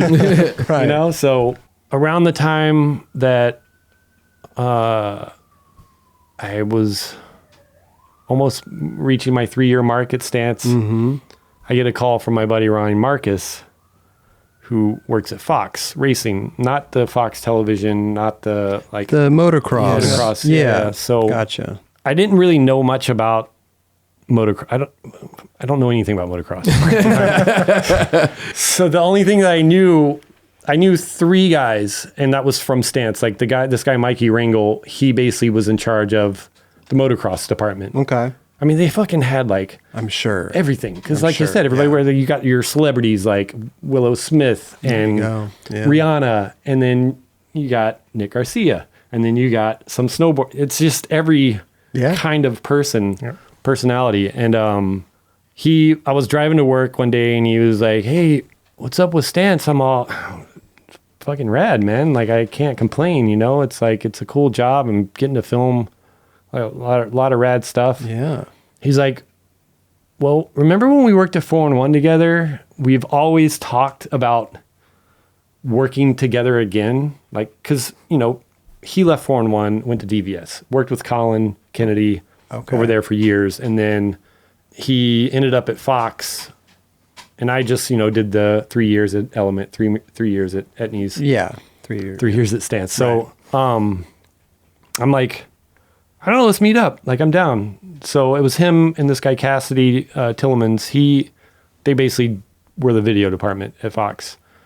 And I met up with them, and then same thing. I just like came home after meeting with them, and I told Vicky, I'm like, I don't know, man. I don't know what to do. Like, I love it at Stance. Yeah. But I feel like what I'm doing there isn't the same as what I was doing there when I first started. Like when I left, I was doing a lot of like behind the scenes videos of like Willow Smith at a photo shoot, or interviewing. Not really creative. Exactly. On the wall. Yeah, or like interviewing James Harden, which is cool. I got to go to James Harden's place in Arizona and like but as swim in being his a creative, pool. you want to be creative. You don't want to just be like, okay, I'm going to set the cameras up, lights go. Okay, go. Yeah. You know what I mean? I'm going to do Exactly. the static shot of the guy, whatever. You know.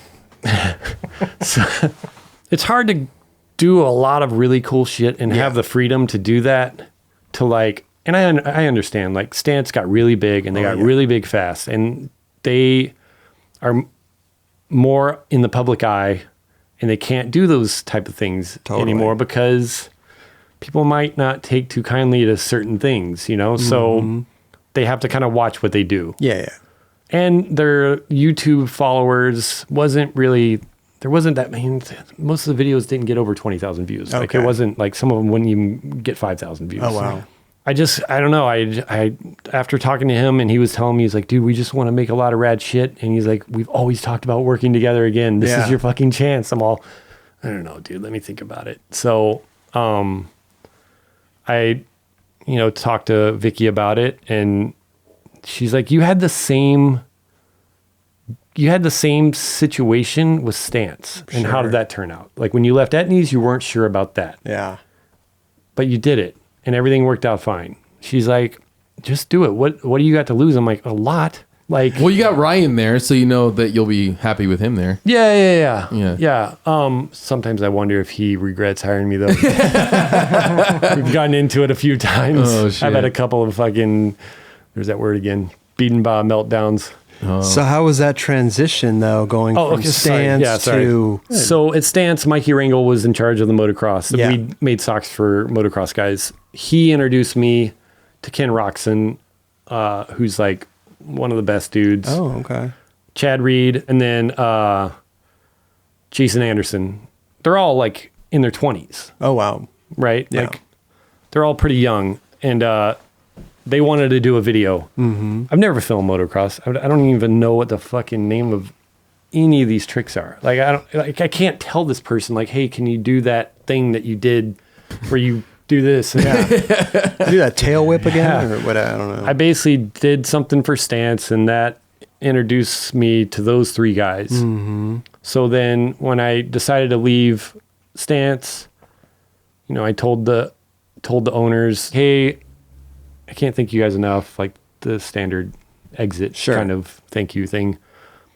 And then I started at Fox, like that was on a Friday, and then I started at Fox on Monday. Wow. Like that was quick. No break. It was just go. And then that week was a 2-week mountain bike trip, kind of like a King of the Road vibe to it. And I didn't know anything about mountain biking. I didn't know anything about dirt bike, but I'm down to do it because it's something different, and it's going to challenge me to like be better at what I'm doing. Sure. So it's really weird going into a sport where you don't know anybody. Like obviously in skateboarding, like if I need a photographer, I know who I can call. If I need anything in the skateboarding world, Right. I can make a phone call and make it happen. Totally. I know what the name of the tricks are. People know my work. People trust my, you know what I mean? It's Yeah. Moto World. Nobody knows who the fuck I am. They don't know my whole new world. I don't know the name of the tricks. I don't know like any of these guys. I don't know photographers. I don't know. It's a whole new world. Have you started to learn though? Yeah. I mean, I've been there for 3 years. No. it'll be 3 years in September. It's fun. I mean, it's a different world, and I think I don't know if a lot of skateboarders are bummed at me for doing that, but I've had some people, hey, dude, you don't even film skating anymore. I'm like, whatever, dude. Yeah. I'm just like, I mean, it's, You ever go out and like on your free time and film at all? no, I do. Yeah. Like I'm doing something with Red Bull, like it's called 5 for 5. So it's like Oh, yeah. 5 tricks, 5 pros. Like, okay. You go with Joey and stuff like Yeah. that. Tori. yeah, The half cab flip manual, back tail, Yep. backside flip. He kept saying that he kept going back with you for Dude, like days. I can't even tell you. I don't think Joey, I've asked Joey numerous times because with digital files, you see how many tries it takes. I know I spent over 40 hours because we Goddamn. went there for 5 Sundays because you can only skate there on Sunday. So 40 hours. at least 40 hours. How many tries do you think in an hour, Raj? You want your counter? 100? I tried a counter one time. I had one of those Sure. club counters, Yeah. and I broke it after like 100. But 100 tries in an hour. Do you know how many? Mm-hmm. Let me try. Let me see. I can't do math right now, It's gotta but be in the thousands. it's got to be Yeah. three Lower. tw- No, lower. 18. 1,800. A little over tries. 1,800. Joey, don't watch this part. Jesus. I still film skating, but it's more of Project like, based? yeah. It's like, it's my life. I'm not Yeah. going to like ever stop. Like I said, I will film skating until people don't want me to film them. And I get that. Like, I understand, like, I'm not in my 20s anymore. Yeah. And nowadays with everybody like just making web clips, Yeah. which is something else that I've said. I don't remember if I've said this to you, but I feel like in the course of, 15, 20 years, we've gone from like watching skate videos on televisions filmed with like shitty high-8 cameras or VX1000s or whatever to filming skateboarding in 8K and watching it on our phone. It's ridiculous. yeah. It's like, wait, what's going on? Like, why do you have an 8K camera when everybody watches everything on their phone? So it's like, It's nuts. it's, I mean, I get it. It's the way it is, but It's just silly. that's just the way that's the way the cookie crumbles, I guess. right. What can you? But you can't do any. Nobody could do anything about No. it because it's just the way that technology and Yeah. the devices we carry on us. Yep. It's just that's what dictates it, Yeah. right? And the whole like Instagram thing. I mean, there's so much content being put yeah. out on a daily basis. Like I can't keep track of stuff. Like it's just gotten not easy. so. Like Instagram is basically the new 4-in-1. Like, Bro, You know what I every mean? day you know how they have the new thing where it says all caught up, and you scroll and then it says all caught up. yeah, It has I that? can't even. Yeah. You probably don't even notice because we can't get through it all. That's what I'm saying. That's what I'm saying. That thing will pop up on my phone like once a week. I'm And like, then oh shit! I finally. the whole listening thing too. Like Oh, don't even get me started on it, that. they shit, fully are bro. fucking listening. I said something to Vicky last night about the Man Wolf shoes that S put out. Oh yeah. And I fucking shit you not, this morning when I was taking a dump, checking my stories, a Man Wolf ad popped up for sweatshirts, t-shirts, and like long sleeve shirts Random. with the Man Wolf like logo. yeah. That's And I left it on there, and I handled my business. Came out of the bathroom all, what the fuck is this? Ad. Yeah, it's crazy. But I'm stoked for you, man. At least Yeah. you're doing the shit that you did. You've contributed so much to our fucking industry that we all love. Yeah. You know, it's Hell fucking yeah. awesome, bro. It's great. It's been fun. Hey. I don't want to stop. No, But I like filming other shit. that's the thing, right? It's Look at fun. Atiba. Atiba goes to NBA and Yeah. this and that. Crushing it. Everybody has their own. Raj goes and shoots hot ones and Yeah. sneaker shopping and Yeah. stuff. I see what everybody's shooting, and I'm like, oh man, that looks like fun. Damn. Oh, damn. Like, Well, who knows? The 3 years is, we'll see. that was a joke. But listen, we got to wrap this up. Yeah. It's been fucking amazing. Stories are great. I'm glad you survived the Head injuries. head injuries, I didn't get to tell the pooping in my pants story. Go ahead. You want to tell one more story? Yeah, why not? What happened? It was during. We've all had it happen. But was I don't during know the- I don't know how severe this is. This is pretty severe. Okay. Severe. It was. It was in. We were in Vegas filming for the Future Nature video, and Nick was trying to do this trick and he couldn't get it. It was like tail slide impossible out or tail slide like big spin. I can't remember. It was like a bank to ledge. The Silverado ditch. Yeah. That night before we had pho, and it was like a sketchy place in Vegas, and I was like, whatever, I'm down. And the next day, when you're laying in bed and you kind of feel a little queasy, like you're just like, something's not right, whatever. So I go out to the van and I'm like, man, if I make it through this day without like shitting myself, I'll be amazed. And I looked at the guys, I'm like, oh God. And I ran back inside and then, handled business, came back. I'm like, all right, let's do this. We go to the Thought you got it all out, maybe. I thought. So That was just the water portion of the pho. yeah, exactly. Oh, man. God. Jeez. So I'm filming Nick try this trick that he had tried, the day or 2 days prior to that, and he was battling it, man, just trying. And he was coming pretty close. My stomach was like sounding like yours earlier, but just like way worse. Gurgling. Yeah. And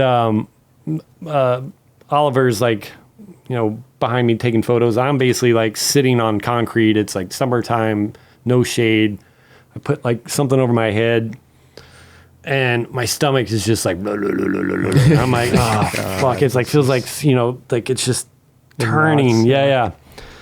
And I feel like I got to fart. So I'm like, okay. And I'm sitting on the freaking concrete and I'm all, Test it a little yeah, bit. I'm all let a little bit. Test. Just like a little bit out. It's like just a Relieve little the bit. pressure.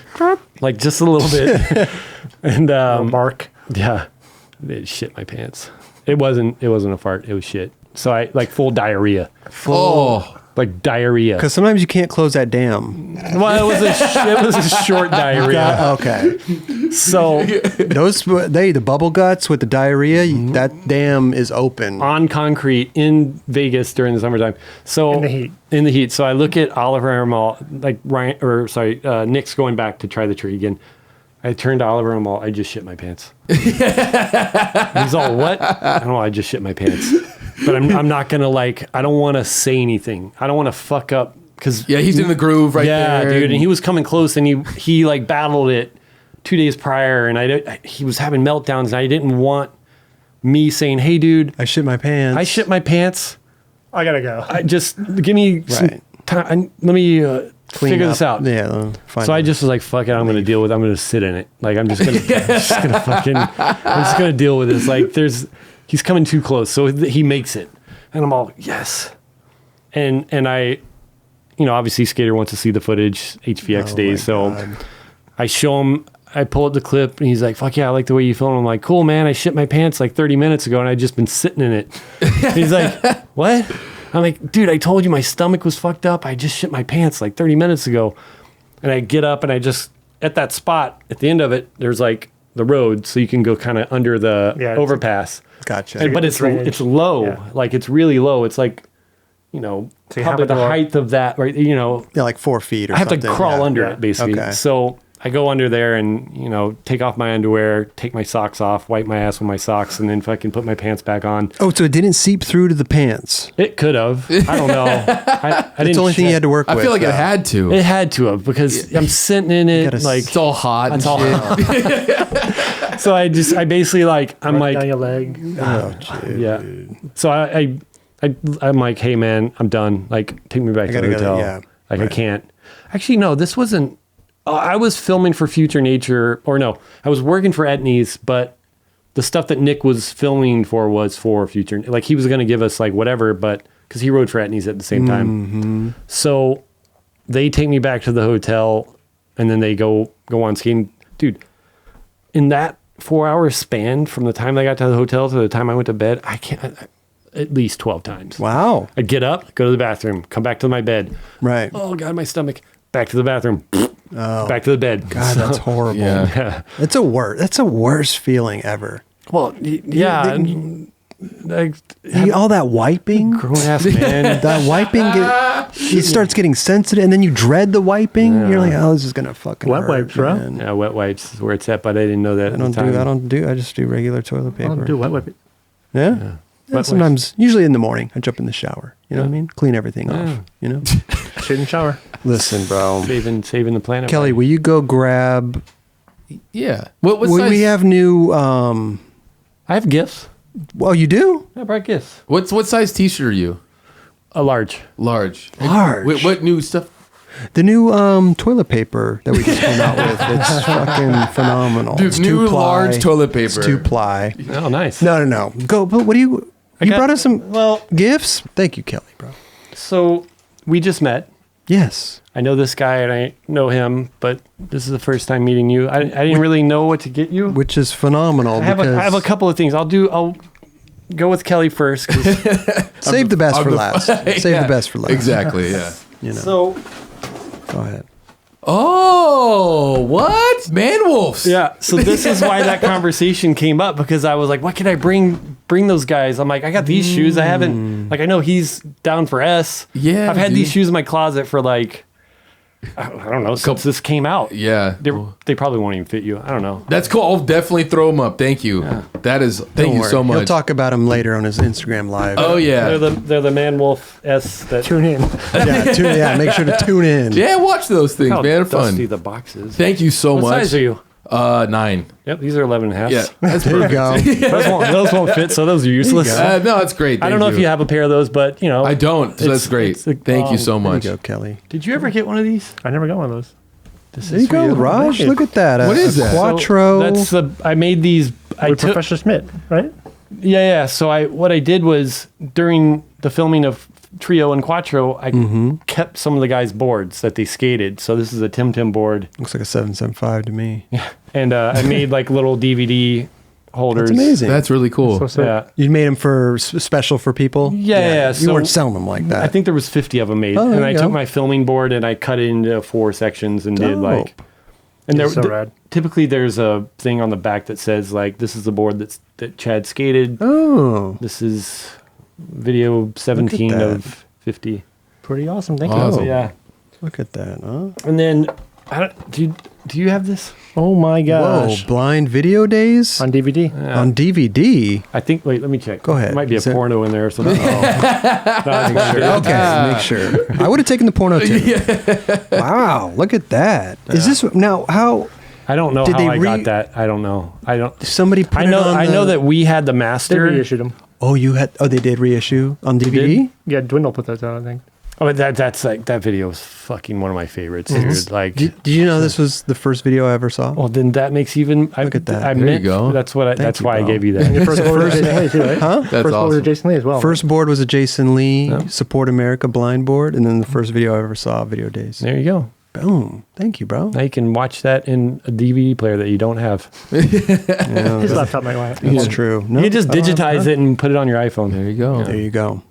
Thank you. Yeah. It's amazing. I mean, How do you didn't I even was know. either that or I could give you. I got a 7-year glitch DVD, but these didn't never. I made these. Like these never came Oh, out. they never. really? Oh. Actually, Oh, you get the paper. I handmade. Ryan helped me with that. Dude, I love Ryan that Marcus. video, man. Yeah. I was in high school when that came out, and I went to the Kenny I think Reed's the- part. Dude, should be Tim, G, and Kenny Reed's part. That was like some of like my best times in life were filming that. Well, up until the end when they were about to shut it down. But Right. like So you had your meltdown. getting to travel, like that's when I went to Poland and Barcelona and like Costa Rica and all these other places for that video. So I don't know if you guys want that or not, but I'll definitely I take only it. have like there's only one other one of these. I only had 2, so wow. I was gonna keep one. Let us return the favor, bro. Here we go. We got a 9 Club Sweet. mug I love coffee. for you. Do you a coffee guy? Oh yeah, Good. 100%. Just get you another one for your wife as well. Oh yeah, get a doubles after the show. You could have Yeah. anything you want from our warehouse. Anything. I'm gonna pull a Kris Markovich like he did back in the world days. No, we can't do that. Well, we will allow you to fulfill your warehouse dream. Put 3 shirts in a bag. Here's a. Is this extra large or large? That's a large, but you can get XL. Yeah, probably XL. We Okay. can switch out whatever you We'll want. trade it in. We'll trade it in. Awesome. And large shirt. Hell yeah. There you go, bro. Oh, and a sticker. We have a new little line of stickers Nice. for you. There you go. Those will go on my Little assortment pack. Yeah. will go on my Pelican case. Listen, Ricki, the dude. Thank you, sir. Hey, pleasure. Oh yeah. Pleasure, dude. Fucking stoked Keep to doing finally Hey, come on board. thank you so much for coming, dude. Yeah. This is amazing. Kelly got some S shoes that he's been wanting to cop for a long time. Take you the know? Buffalo Exchange. No, I'm You get keeping at those. least like $10 for these at Bro, Buffalo. do you know his S fetish? I mean, it's off the charts. It's a fetish. Well, cool, dude. Thank you again. Hell yeah. Thank It's you. been amazing, bro. Thank you. Is this where the music comes in?